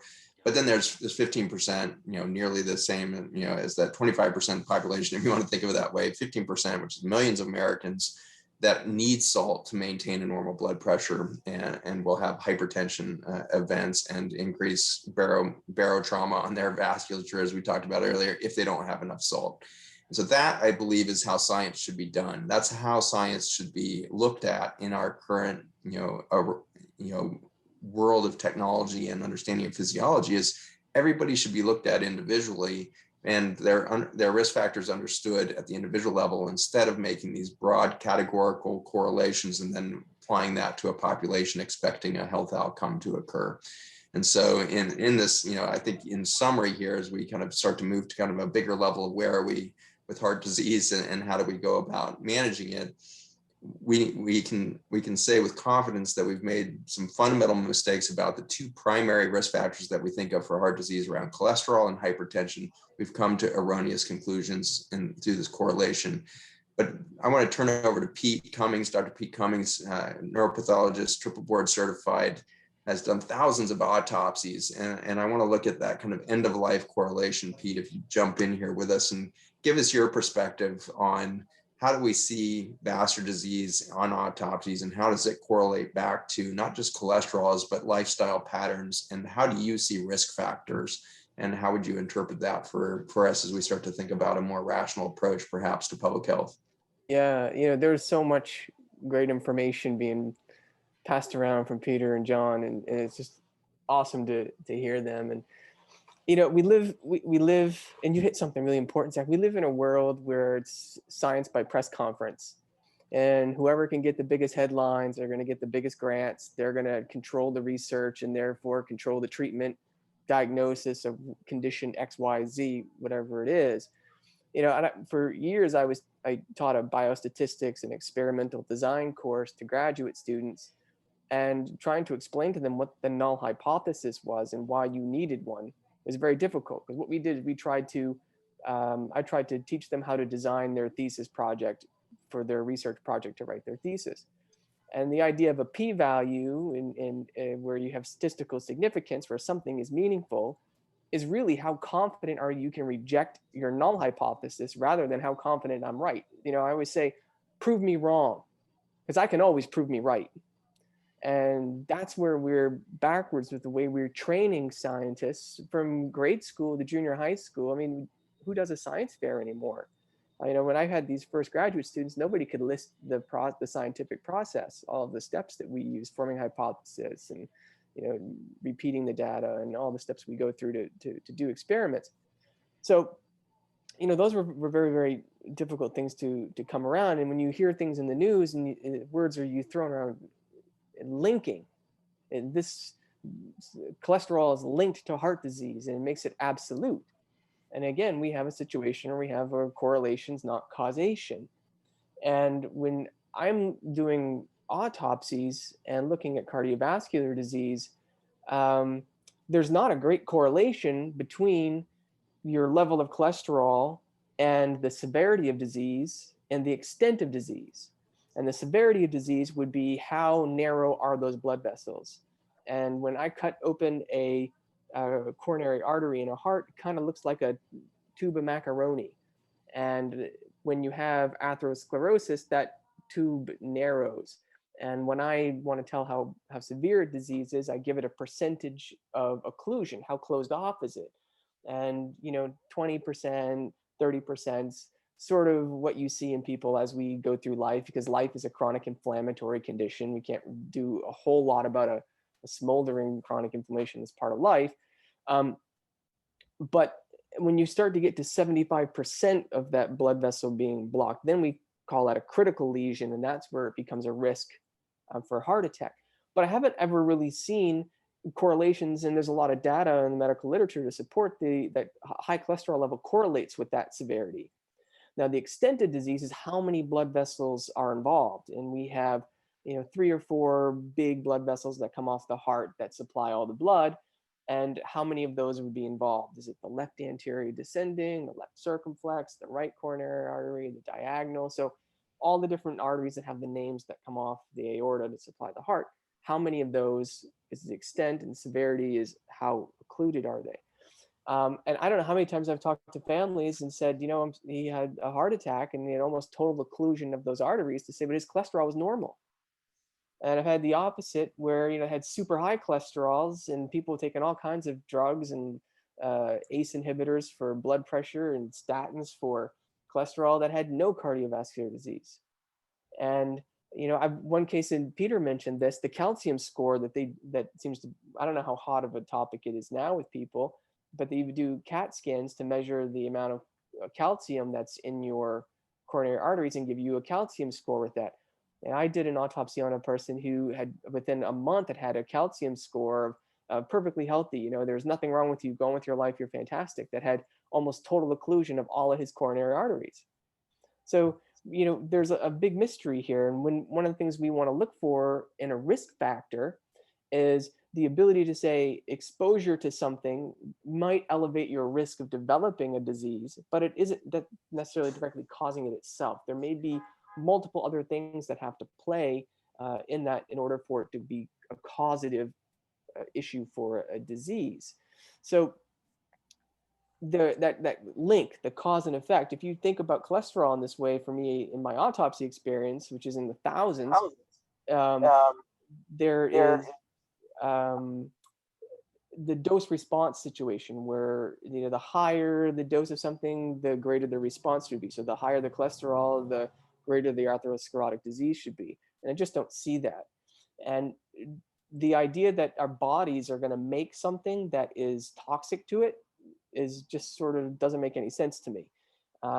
You know, our body is the ultimate recycling machine. There's no waste. We do not produce waste. Even we talked about before, lactic acid is when you're burning through a hard workout and you're producing lots of lactic acid, your brain and heart actually preferentially use that for energy. So why would cholesterol, we produce all this cholesterol, it's going to kill us. It's really important, particularly neurologically, when, you know, for neuron development, for connection of synapses, for prevention of neurodegenerative diseases, when you start talking about losing synapses and the ability for neurons to communicate with each other. So when you start sort of artificially messing with this natural process that's in there for something that may be associated but not causative, really has a knockoff effect of kind of altering your health in not a great way. And, you know, sort of my experience with it. Yeah. I think, you know, this brings us to, you know, the need to bring up another topic that's being covered extensively in our Q&A examples here going on. And we got 300 questions, and many of them are tying back to the mention of spike proteins and ACE2 receptors and like this. And so the naturally occurring coronavirus has these proteins on the surface of the viral envelope that helps target them towards the genetic destination. Coronavirus has been with us for 780 years by the biologic, you know, record that we can record. Has probably been back further than that, but we start to lose the physiologic capacity or the bioscience capacity to look further back in the record of the fossil record and all that of humanity. But it suffices to say this spike protein of coronavirus has been around forever, and it's one of the most common causes of colds and all of this.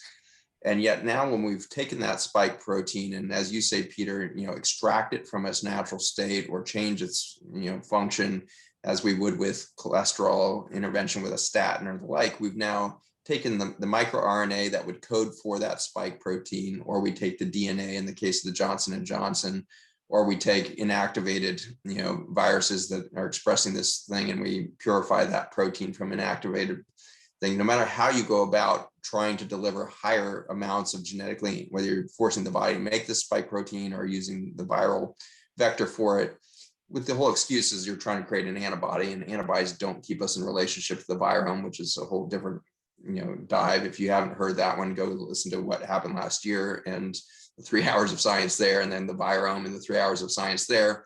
But suffice it to say, the body understands how to stay in relationship to viruses, but when we force it to do just a single protein synthesis, like this mRNA or DNA synthesis, genetic engineering of that, you start to see an acceleration of the binding of the spike protein to the ACE2 receptor. And this has been heavily patented. If you haven't heard all the patent science that's coming out around coronaviruses, there's over 78 patents around coronavirus that have been put out by CDC, NIH, and many pharmaceutical companies around the spike protein binding to ACE2 receptors.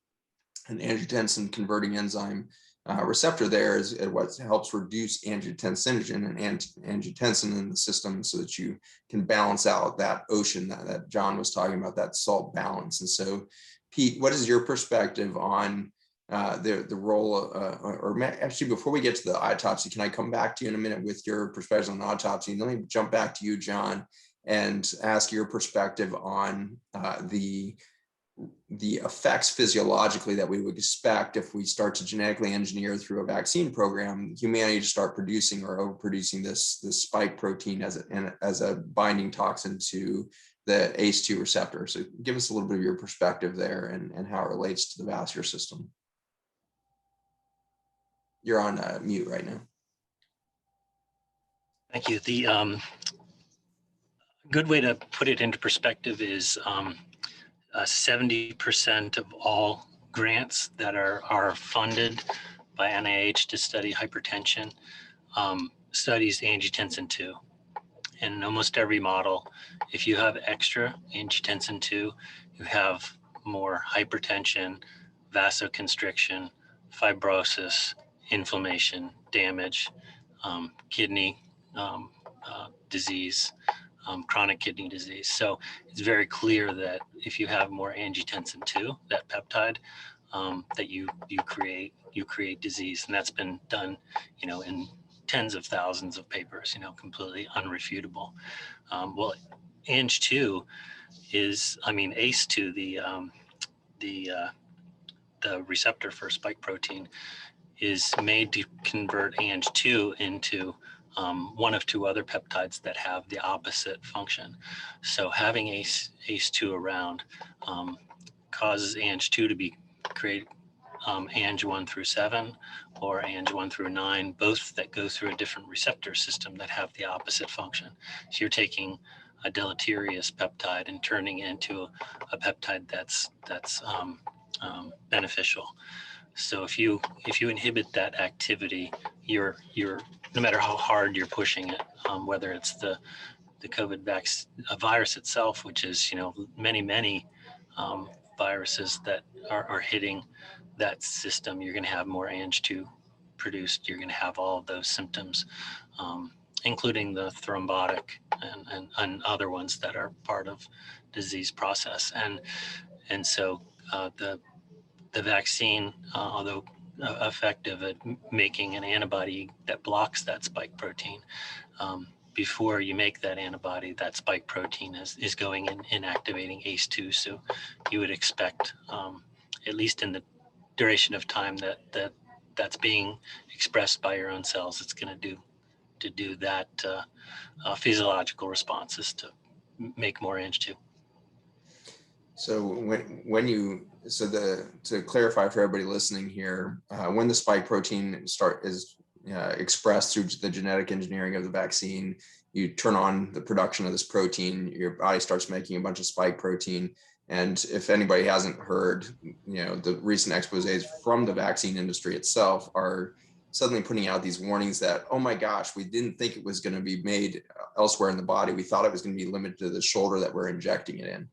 Never mind that that's a little bit of magical thinking. There's actually no such thing as a shoulder compartment that keeps an injection within the shoulder. It's actually contiguous with your entire vascular system. Your lymphatic system immediately takes up anything you inject in your shoulder and puts it system-wide. But for some reason, the dogma or the belief system that existed apparently in the vaccine, scientists at the time that we released this genetic engineering experiment, we thought that it was going to be limited to the shoulder apparently.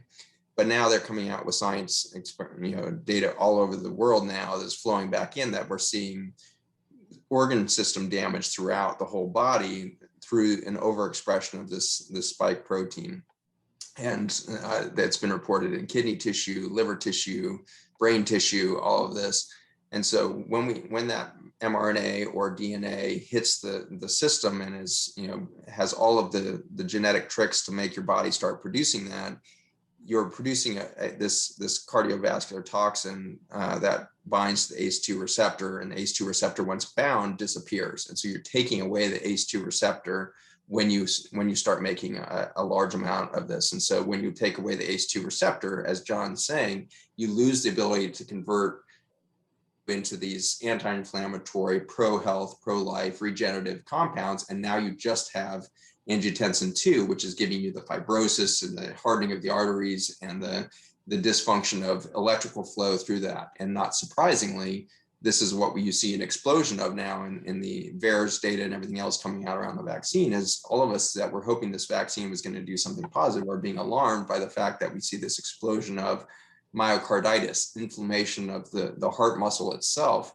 from this overexpression of the spike protein. And this is primarily happening in young males, although it's happening to everybody, young males who actually had very, very low risk of any complications from the native coronavirus, which is interesting. So native coronavirus, seemingly totally benign to this population, suddenly gets vaccinated to genetically engineered to develop this single protein synthesis, and they suddenly present with this massive dysfunction of the vascular tree, and you're getting this acceleration of inflammation, fibrosis, and the like. And so we see an explosion of atrial fibrillation and heart arrhythmias there. Dr. Langsjoen, can you give us a little bit of perspective or your perspective on how does atrial fibrillation and this kind of myocarditis present? What should we be alerted to as we get if we're out there getting vaccines or we're getting this done to our patients, what are we looking for as a warning sign that we've triggered this whole blockage of the ACE2 receptor? We've eliminated that. We're overwhelming the body with angiotensin 2. We're going into this inflammatory cascade. What are you seeing in your clinic? Ooh. What you see is, and this has been going on recently in my practice. It's very stressful. You see this very confusing constellation of problems that I have not seen before, and I don't really know what to do about it. You definitely see increases in blood pressure. You see decreases in heart muscle function. If it's bad enough, you have heart failure.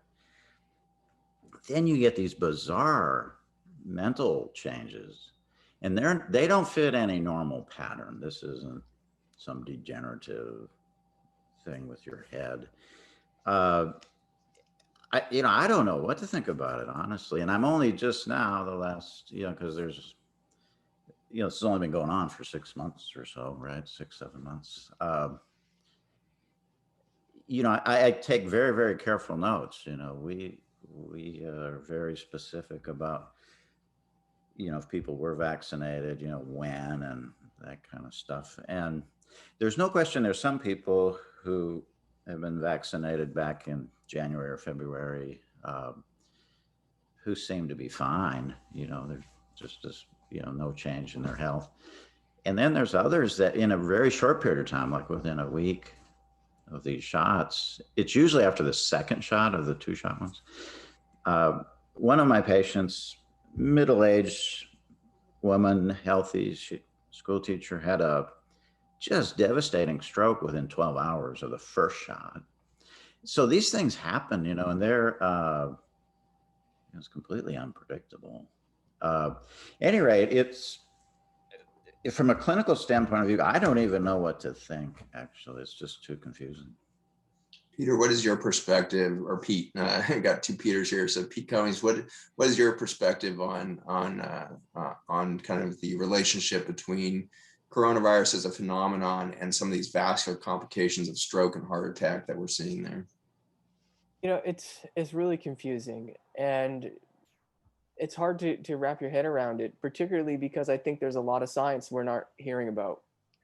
And the qualified people with PhDs and MDs doing research on this, they're getting canceled and censored. And I figure if somebody has an advanced degree and it's their field of expertise, they should be able to say what they want to say. The idea of science is to be able to take a new theory and put it on a table and smash it with a hammer of truth to see what's left of it, and then build from there. Open dialogue should always be happening in science, and it is absolutely not happening in this. And scientists are terrified to speak out, and in our pre-production call, one of the things we talked about was, getting censored. And as how many board certifications are there here between Peter, you and me? Was there got to be like 9 maybe? And we're worried about being censored? That's ridiculous. What kind of world do we live in? And don't agree with me, but don't censor me. And so it's really one of the major problems, I think, people like Peter who are in a clinic dealing with these people is trying to figure out what's happening, because no one's telling us what's happening. And there's not a lot of autopsy data because people with COVID positive tests are not getting autopsied. So things like H1N1, we learned a lot about H1N1, the swine flu, through autopsy work, and we learned a lot about West Nile encephalitis from autopsy work, and we're not doing it in this case. And so it's really, really hard. But one of the things that is for certain is that the people who seem to be having really difficult times with this are people who have other things going on anyway. And it's the same thing if I come back and start talking about the autopsy data with cholesterol. The people who traditionally I see having died suddenly of a heart attack, smokers, lack of physical activity, very poor diets, things that increase your systemic inflammation, and how that manifests itself in our lives with increased stress, lack of sleep, and continued poor diet, it's a cycle. So we've talked about all of those things in previous webinars, and all of those are important. And you have to also wonder how much of this is related to the stress of being locked down due to COVID. I mean, it's producing a lot of stress and anxiety in people. Maybe that is participating in some kind of cascade, whether it's catecholamines or the psychological negativity of not being able to see friends and family and touch people. We talked about that in the death and dying webinar. These are all things that you can't medicinalize, but you have to find a way to treat them in order to maintain health. And that's kind of my perspective on it. I appreciate that. Dr. Gildea, your laboratory at the University of Virginia required vaccination to kind of get back to normal workflow in your lab. And so you got the vaccine. You want to give us a little perspective on your personal journey there? Yeah, so I hadn't really looked into any of this stuff before I had to do that, which is unusual for me. Usually I do that, but I was so hungry to get back to normal when I was given the opportunity to have our lab back together and functioning again instead of remotely. Yeah, I jumped on it, and I'm probably sharing a little bit much, but I'm not saying that this is kind of would be normal, but I'm in the category, since I did my own study, of having inverse salt sensitivity. And so I have the problem of having too low salt. I'll have hypertension.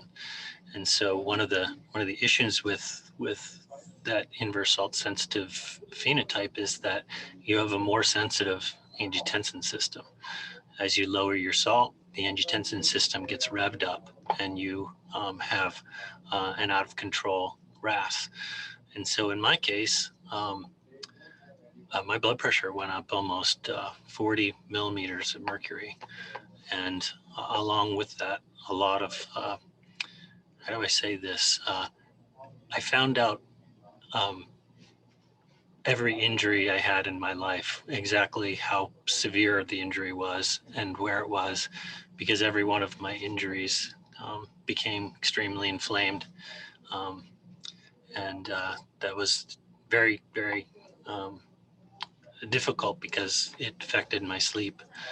And so when I went to get help for that, the physical therapist that I visited had mentioned that a very large percent of his new patients were recent vaccinated. So I think that there is a whole like Peter was saying, that even people that aren't doctors are afraid to speak up about the things that they're experiencing. And so I think VIRS may be dramatically underestimating the number of problems that are out there. And I haven't read that many papers that are saying how often these side effects are. And so I do worry that it's under represented. And just knowing a lot about the angiotensin 2 system is there isn't a single system it doesn't affect, but the one that's super clear to me, it's also what Peter said was, affecting the brain, is that angiotensin 2 leads to increased production of epinephrine. High epinephrine is something that we measured that was already high in inverse salt sensitive people. So we find out that they don't have blood pressure dipping in the middle of the night. So that reparative sleep where your blood pressure goes down at nighttime, if you don't have the right salt, whether it's if you're having high salt and you're salt sensitive, you don't dip in the middle of the night. And if you're inverse salt sensitive, if you're taking too low a salt, you don't dip in the middle of the night. And so I think it's central to what people may be feeling those effects. So if you have diabetes or hypertension, it's known that system is swayed towards the angiotensin side. So if you have metabolic syndrome, it's something like if you're overweight and hypertensive and have insulin resistance, it's like 70% of those people have salt-sensitive hypertension. And so your dopaminergic system is not working. Again, if you have more Ang2, that it's going to be detrimental. So I think that there's an answer in there somewhere, but it's hard to tease out exactly what would be helpful with just daily lifestyle things. I think that is, let me review that for everybody listening here. So what Dr. Gildea experienced there and what everybody is experiencing as soon as they get one of these vaccines is a sudden drop in their ability to get rid of angiotensin 2. So they're going to have, a disappearance of ACE2 and angiotensin is going to rev up. And so any source of potential inflammation, whether it be a stroke that's brewing or potential for a heart attack or potential for heart arrhythmia, any underlying noxious stimulus is going to be likely to accelerate in its expression. And so this is basically like an accelerated aging process, if you will. Would you see that as an accurate statement? Exactly. And so you have an accelerated aging process as soon as you get one of these vaccines. And so, Dr. Cummings, can you give us perspective on what happened to you with the vaccination? Yeah, it was worse than having COVID. I had COVID. We had actually go through our family twice. For me, the issue post-COVID for me was the loss of smell and taste. And that persisted for over a year for me.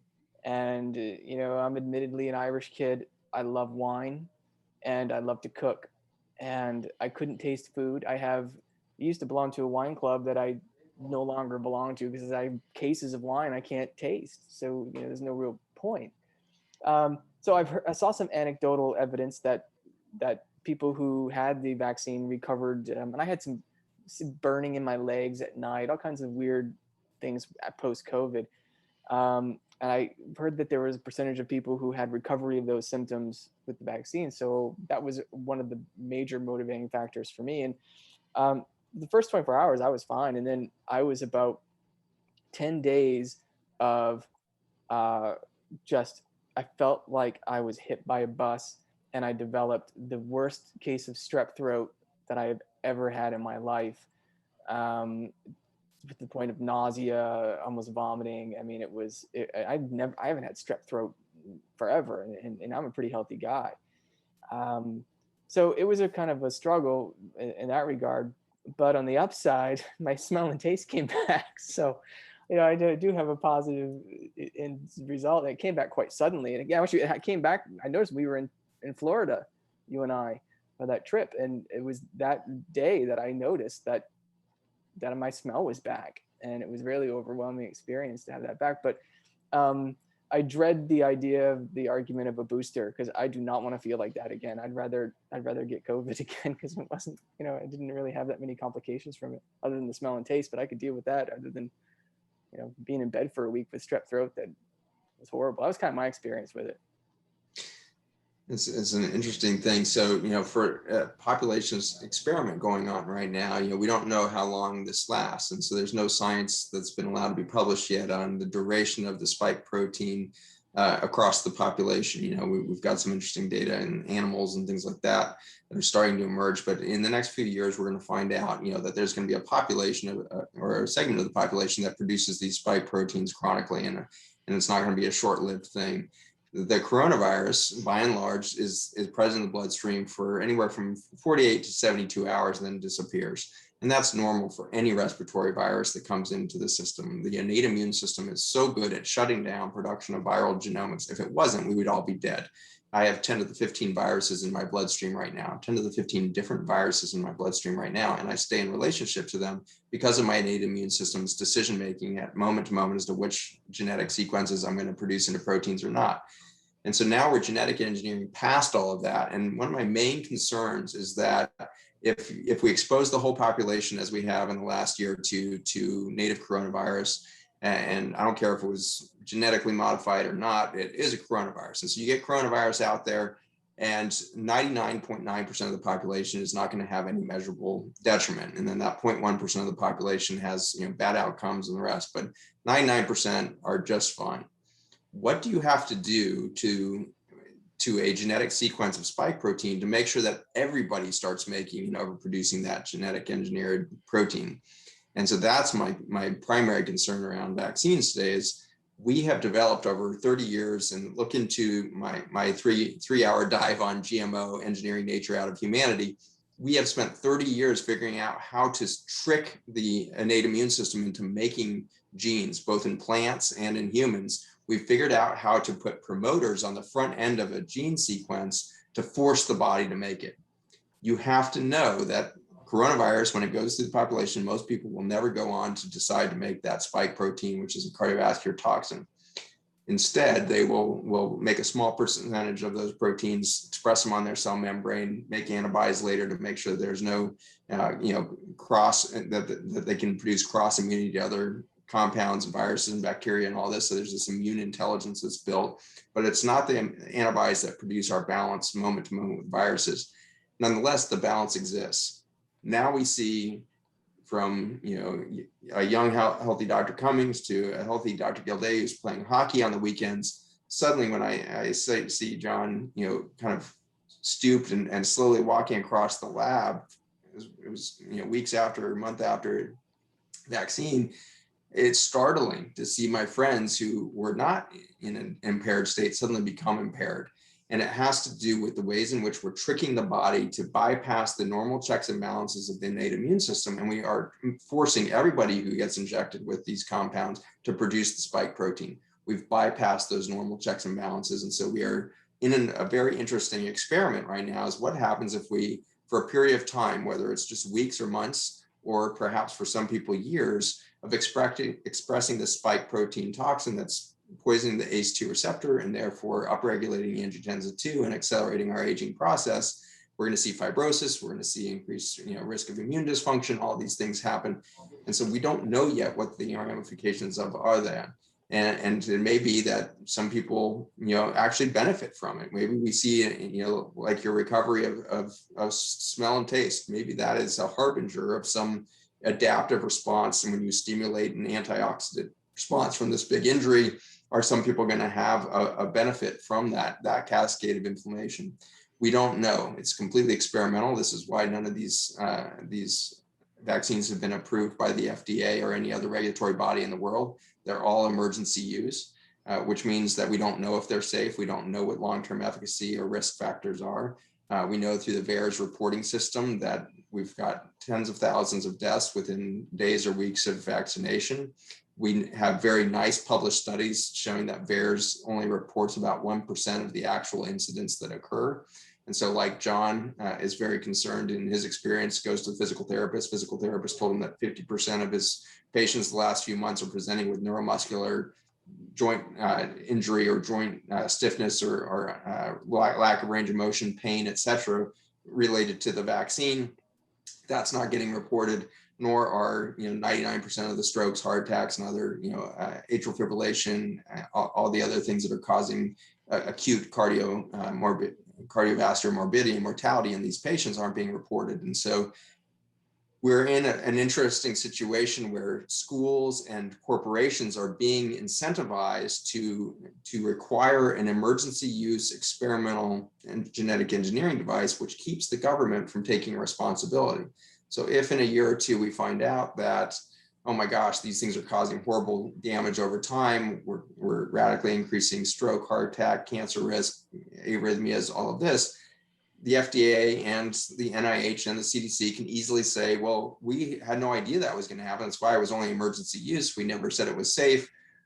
And so this is the extraordinary situation. And so for me, I think there's an opportunity for us as a population to start demanding of our government, if you're going to create mandated and especially indirect mandates where you're putting the responsibility on corporations or schools or other institutions to mandate these things, you need to step up and take responsibility, because right now you're not. And we need to demand that if you expect us to have these vaccines to get back to some sort of normal, then freaking approve them. And if you need to approve it with the caveat of have no idea it's safe, then tell us that.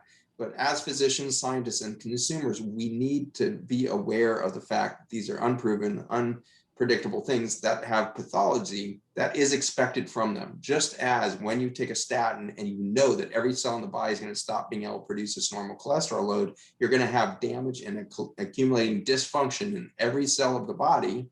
We can say the same. When you mass produce a spike protein, it's going to have to bind to ACE2 receptors throughout the body, which is going to have to increase the amount of angiotensin and the downstream Ang2 consequences of fibrosis, scarring, inflammation, etc. We have to come to terms with that. There is 100% likelihood that you are going to have an injury from these vaccines. The question is that within the scope of your ability to cope and repair from that or not? Those that are dying from it didn't have the coping mechanisms to deal with that acute inflammatory event of a sudden disappearance of their ACE2 receptors. There's a lot of questions that are coming out right now. And John, you may be very well equipped to answer this very unique question here. It's not unique in that it's been bubbling through the media and everything else, but you're uniquely equipped from your science background to answer this. And the question is around, if we're genetically engineering all of us, and for those of us that have gotten the vaccine and we're now producing this spike protein, is there a risk that those spike proteins are exuded from our body? Is there an ability to shed these proteins or these cardiovascular toxins into the environment around us through intimate touch or anything like that? And you've done a lot of work in endosome research. So give us an exosome, endosome story there. How do we exude genetics and proteins from the body?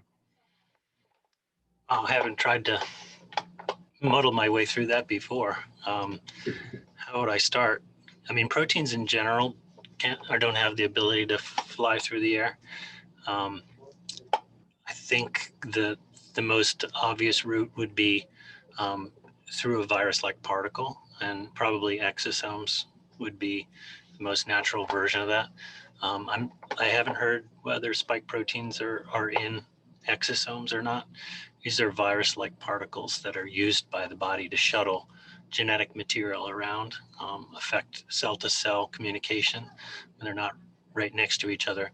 But if they are able to get into an exosome and then get into a place where you're possibly going to projectile it, just like the virus itself, it would probably follow a route that's similar to it.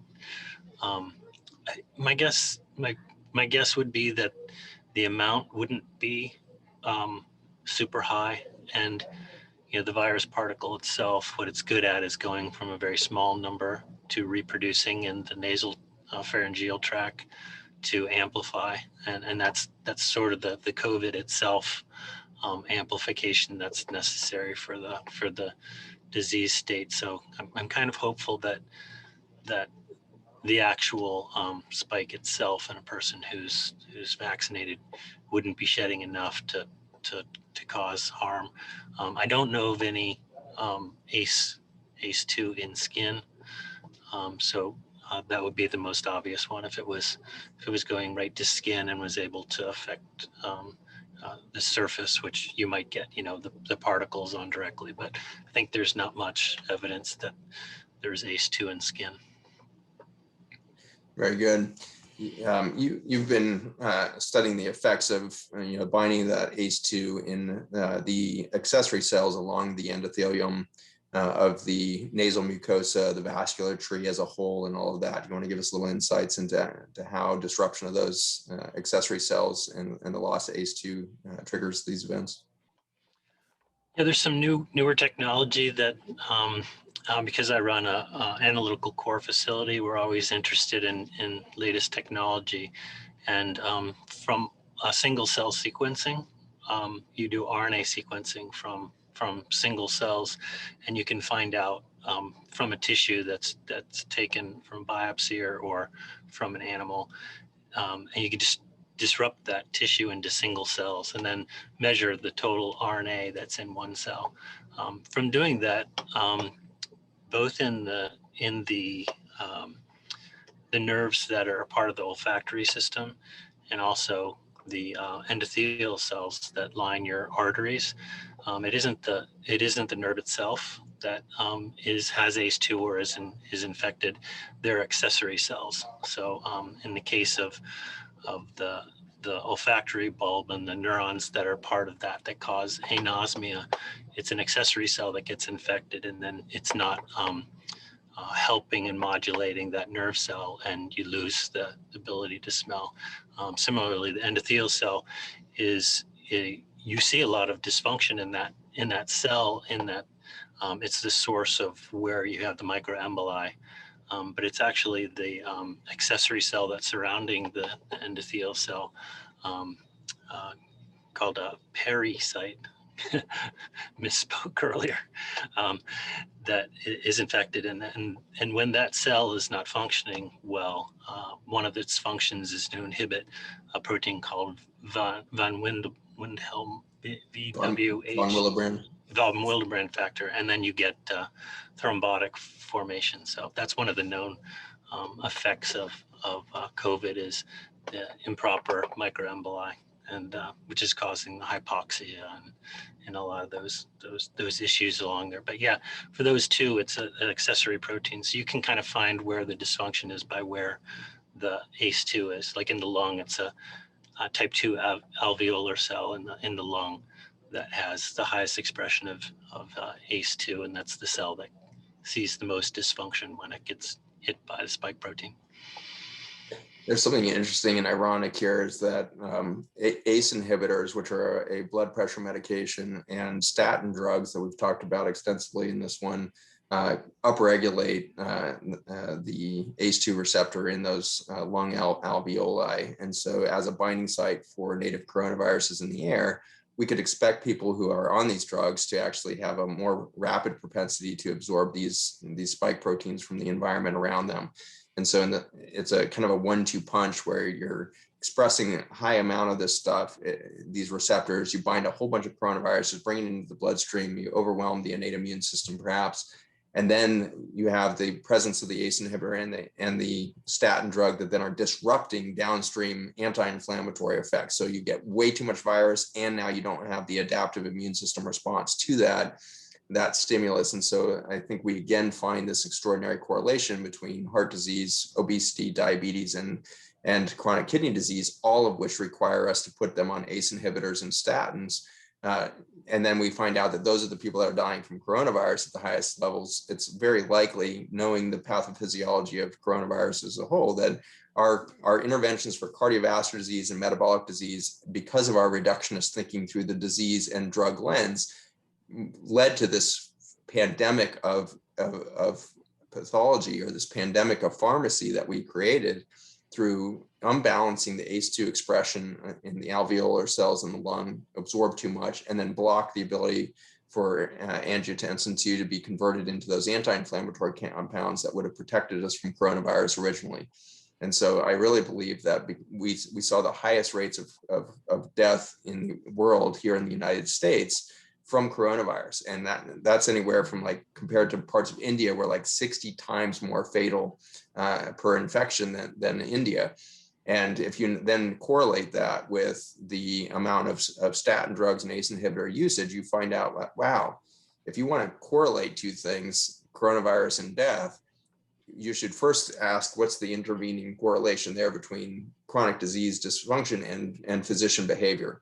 How are we as physicians and pharmaceutical industries predisposing an unbalanced relationship to the biome as a whole?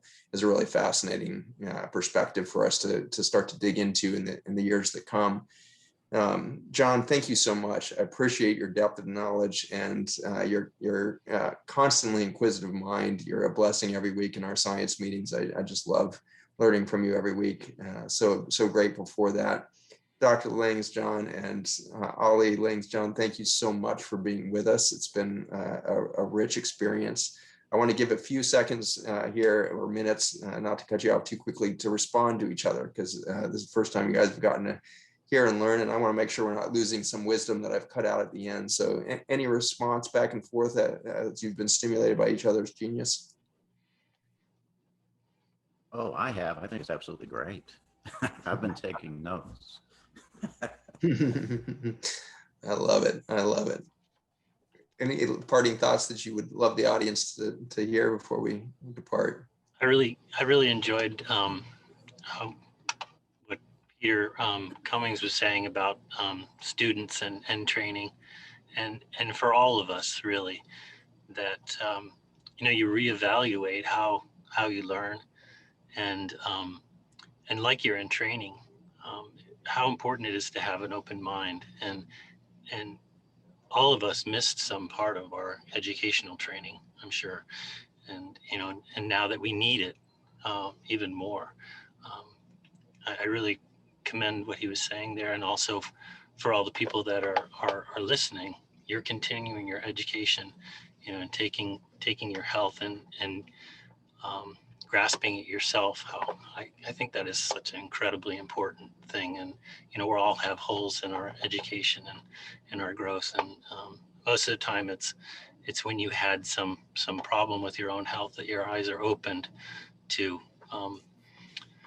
the just your attitude, as well as lifestyle, and so many things that are incredibly powerful for remaining healthy. Beautiful. Dr. Cummings. Yeah, I can't believe this is our 10th one, Zach. This is every month we'll hang up off this and we'll start planning the next one. And it's always a great process to go through getting these webinars together, and meeting Peter and having John on again is great. And I hope we get in a room with John in person someday and shoot the breeze. And John made a really important point, is that this is continuing education. This is education for us. And I think some of the things that we talked about in terms of the vaccine and COVID are not to scare people or to dissuade people or to persuade people. It's about having an open discussion about adverse events. And that is not anti-vax. Being able to talk about negative effects of a vaccine and how we are going to mitigate that and how we can predict it and then ultimately prevent it is a vital part of this process, this giant experiment that we're in. And if we're have these conversations, and I see this happen in science, this conversation could easily be labeled anti-vax, and it's not. This is a discussion of science, and we should be very, very free to openly discuss this without having an accusation of an opinion or politicalization of an idea. We're scientists on a mission to find out what's happening with our bodies and in our planet and our relationship with our bodies and the planet. And we should be able to ask all and any questions to get to the bottom of that. And that is something I think is important to come away from today, is that we're explorers here trying to figure out what's happening in an unprecedented time, and how we can live more successfully with our planet as a result. Beautiful. For all of you listening, I want to honor you and your patience here. We're over 2 hours in, and appreciate your span of attention here, the time that you've dedicated to this continuing exploration and education that you're engaged in. You're a huge part of this for us. Thank you for all the questions coming through. One of the major questions that have come through is, what do we do once we've gotten the vaccine? Is there a way to mitigate the complications and all of this? And at our clinic, we've been managing the immune system since pre-COVID, but certainly since COVID, with a very proactive lifestyle recommendation list, as well as a whole 8-week program that's dedicated to understanding how to live a lifestyle and how to put into play nutritional exercise, breathing exercises, movement techniques, fasting cycles, the whole thing. How do you put into life a regenerative lifestyle such that you are resilient to any threat that comes in, whether they be man-made toxins or potential imbalances with pathogens and the like? How do you become resilient? So if you go to the Zach Bush MD website, there's lots of education there, obviously, but we'll have on the show notes here with this one, as it comes out next week, a link to our recommendations in clinic on how to maintain a healthy immune system, and they're relevant whether you're trying to prevent respiratory dysfunction in your body, or if you're trying to support a normal immune recovery after a virus or a vaccine or whatever it is. And so it's very simple in the end. We want to support the innate immune system. We want to support the normal physiology of the body and expect it to recover from coronavirus or vaccines or the rest. And so, like Peter said, all of us are very curious and just determined to be part of the scientific solution to this whole process that we're in. how do we find the solutions past herbicides and pesticides has been a huge focus of mine and in our research in our laboratory and everything else, thanks to Dr. Gildea's insights. A lot of that's come out of his work, but also now starting to ask the bigger questions of how do we stay in relationship to the virome? If there's 10 to the 31 viruses in the air that I breathe, how do I keep in relationship to those quadrillions and quadrillions and quadrillions of viruses? And why do we have a narrative that there's suddenly one virus that I need to be afraid of if there's 10 to the 31 in the air that I breathe, 10 million times more viruses than our stars in the entire universe? And so we must have the wrong model fundamentally about the story of viruses and illness. And so we need to start opening ourselves up to the possibility that we were completely wrong in our hypothesis. And we need to start asking the null hypothesis. We need to start to prove what I don't know, prove what I don't believe.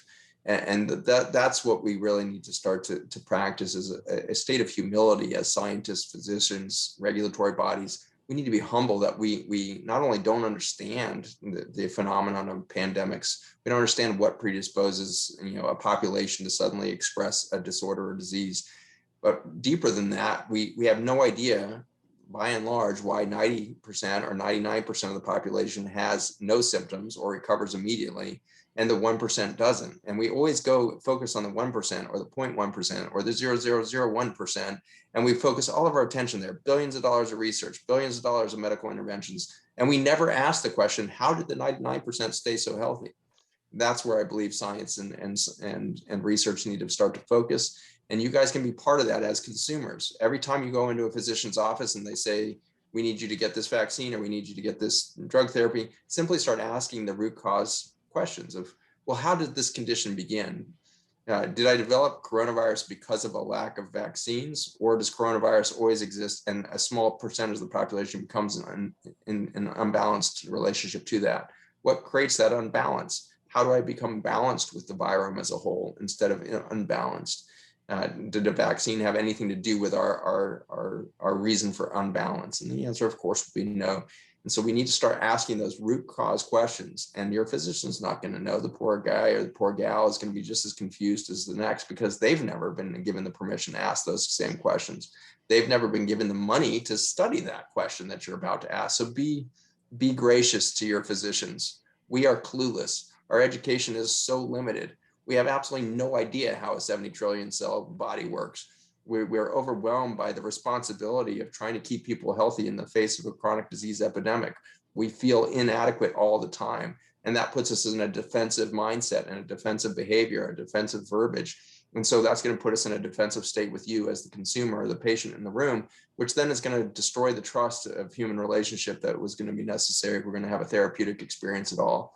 And so I want you to ask the root cause questions, but I want you to be in a state of humility and a state of grace in asking those so that you have a better outcome, because your physician, if invited into the curiosity with you instead of put on the defensive, is going to be a much better advocate for you. So invite them into the process with you to say, how am I going to keep my family healthy in the face of this vaccine? And now that we've all gotten vaccinated, or some of us are deciding not to, or whatever it is, how are we going to stay healthy despite that decision, despite the lack of data in any direction? How are we going to start working towards health as a population will be a critical piece of that puzzle. So again, I want to turn you back to your intuitive machine. Trust your body and what it's telling you more than your physician. Let your physician be your advocate, but never your dictator. Never let your physician or your regulatory bodies or anything else dictate what health looks like for you. Be empowered to find that through your own intuitive machinery of 70 trillion intelligently designed cells that are intelligently working to create your consciousness, your awareness of the world around you. And I think we're going to have a better public health outcome. And so I am a huge advocate for health independence, health autonomy. And I think you all can become a part of that. And if vaccines are part of your health independence and your autonomy, that's great. I love that, as long as it's you taking the prerogative to say, I'm going to reach for this tool. I understand it's going to rapidly age me for a short period of time, but I'm going to do all these things to slow down the aging process and reverse the damage that's done in all of this. And so we need to have that proactive stance instead of the polarizing behavior, the polarizing, attitudes of the politicalization that Dr. Cummings was mentioning and the rest. We need to drop that. We need to stop the fear mongering. We are certainly part of that if we take a stance on either side of this, and we need to start to ask those bigger questions. Welcome dialogue, welcome curiosity back into the equation of science as a whole, and we'll have a better outcome. And so thank you for your attention and purpose.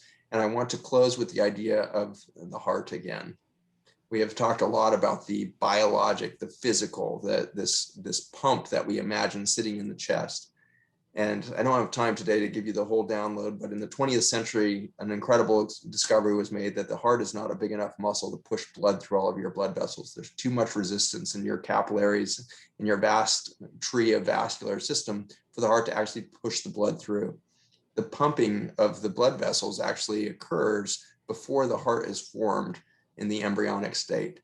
And so this was demonstrated in the mid-1900s there, in 1950, 1960, we start to see those experiments showing that there's a pumping of the blood through the vasculature before the heart is embryologically formed. And so that discovery should have given us a reorientation of what is the physical nature of the heart. And in the end, the physical nature of the heart looks to be much more like a vortex machine. It's not there to push the blood through the heart vasculature. It's there to mix the ethers, the air that you breathe, the virome, the bacteria, everything that you're breathing is mixed with the oxygen, the nitrogen, everything else from the air you're breathing in a turbulent vortex within the chambers of the heart, 4 chambers exchanging information, exchanging genomics, exchanging a massive amount of endocrine data, this whole redox chemistry world of electrical information flowing through the bloodstream. All of this is mixed and made intelligent in the bloodstream, just like water flowing down a river around the rocks and cobblestones within the thing. We see that water becoming more lively. Living water is a real phenomenon, and you get more and more intelligent water systems that flow with different dynamics as they go through these vortices. And so the heart is a mixing chamber for intelligence of flow, for intelligence of information genetically, your relationship to the virome, all of that in that space. But at the deeper level, it's interesting that we attribute so much emotional processing and even spiritual awareness to this thing that we call the heart. And so I'm fascinated by the fact that while all the biology is intriguing and raises great questions for us scientifically, there's deeper truths that we have yet to unbury. What does it mean to have a heart attack? What does it mean to have heart disease? At the deeper energetic level, I think it means that we feel unloved, unseen, unheard, unrecognized as a species. I think we have lost our self-identity, and therefore we have massive heartbreak in not feeling seen, not feeling heard, not feeling loved, not knowing how to love ourselves. We have developed a propensity for heart disease at a much deeper level than the vasculature, a much deeper level than the biology. And so if we're really going to solve for heart disease or heartbreak or heart attack, we're going to have to start to shift our energetic and emotional spiritual awareness of who we are as a species, as a small pixel within this fabric of nature, and start to resolve the fight or flight fear state of being human or being me. Why am I so afraid to be me? My wife and I were reflecting on this week because I'm going through a lot of existential crisis recently. And in that existential crisis, I've expressed that I have a hard time being in my own skin. Why am I having such an intense journey of being me? There is some deep heartbreak within me. There's some deep mistrust of myself within me. There's some deep sense of disconnect and disorientation of who I am in this world. And I think each of us is going through that journey right now. And I think it has accelerated in this last 2 years. For reasons we do not understand, I believe this pandemic is expressing itself on the psychospiritual phenomenon of being human in ways yet unmeasured, yet unseen. And so I'd ask you to be curious to that, open yourself up to the possibility that you're being given the opportunity to mature emotionally and spiritually, psychospiritually, socio-spiritually, socioeconomically, sociopolitically. You're being called to an opportunity to shift, to raise your awareness, to shift your vibration so that we can stop the deeper levels of heartbreak and heart dysfunction within our population as we fall back in love with ourselves, as we see the beauty within us, and that we see ourselves as perhaps an extraordinary expression of nature's love for beauty, nature's love for adaptive intelligence. We are an incredible expression of that. And we need to start to embrace one another again, both with the hugs and with our spiritual, emotional sense of awareness. and we will overcome the next pandemic in a much different fashion than social distancing and masking and genetically engineering cardiovascular toxins. We could tackle that next pandemic with a sense of reintegration of nature. We will prevent and mitigate any future pandemic when we find out that health comes from our reintegration into nature, in our food systems, in our water systems, in our air we breathe, in the ways in which we have cultural development, city development, transportation industry development, our communications spectrum, lots of questions on 5G and graphene and all of these, weird new chemical insults to the body. A couple questions pointing to the herbicides, and Bayer coming out today uniquely to say that by 2023, they'll remove Roundup from consumer lawn and garden shops around the United States. On one level, I want to freaking scream from the rooftop and shout success there. But on the other hand, I know that Bayer bought Monsanto because Bayer developed their own genetically modified crop system and their own genetically engineered, disruptor of genetics through glufosinate, which is their herbicide that they want to replace with it. And now with Liberty Link approved in the United States for widespread use in agriculture, it's been in use for 5 years. Now we can predict that it's going to be approved for lawn and garden use, and they'll simply take the Roundup off the market and put Liberty Link on. Other chemicals that are already replacing glyphosate and Roundup are 2,4-D, which is the active ingredient in Agent Orange from Vietnam era chemical warfare there. And so we can have a moment of hope, perhaps, that all the science around glyphosate and everything else we've done in our laboratory and all the other activists around the world are having an impact on this. All the lawsuits that are finally exposing this massive carcinogen for what it is having an impact on industry behavior.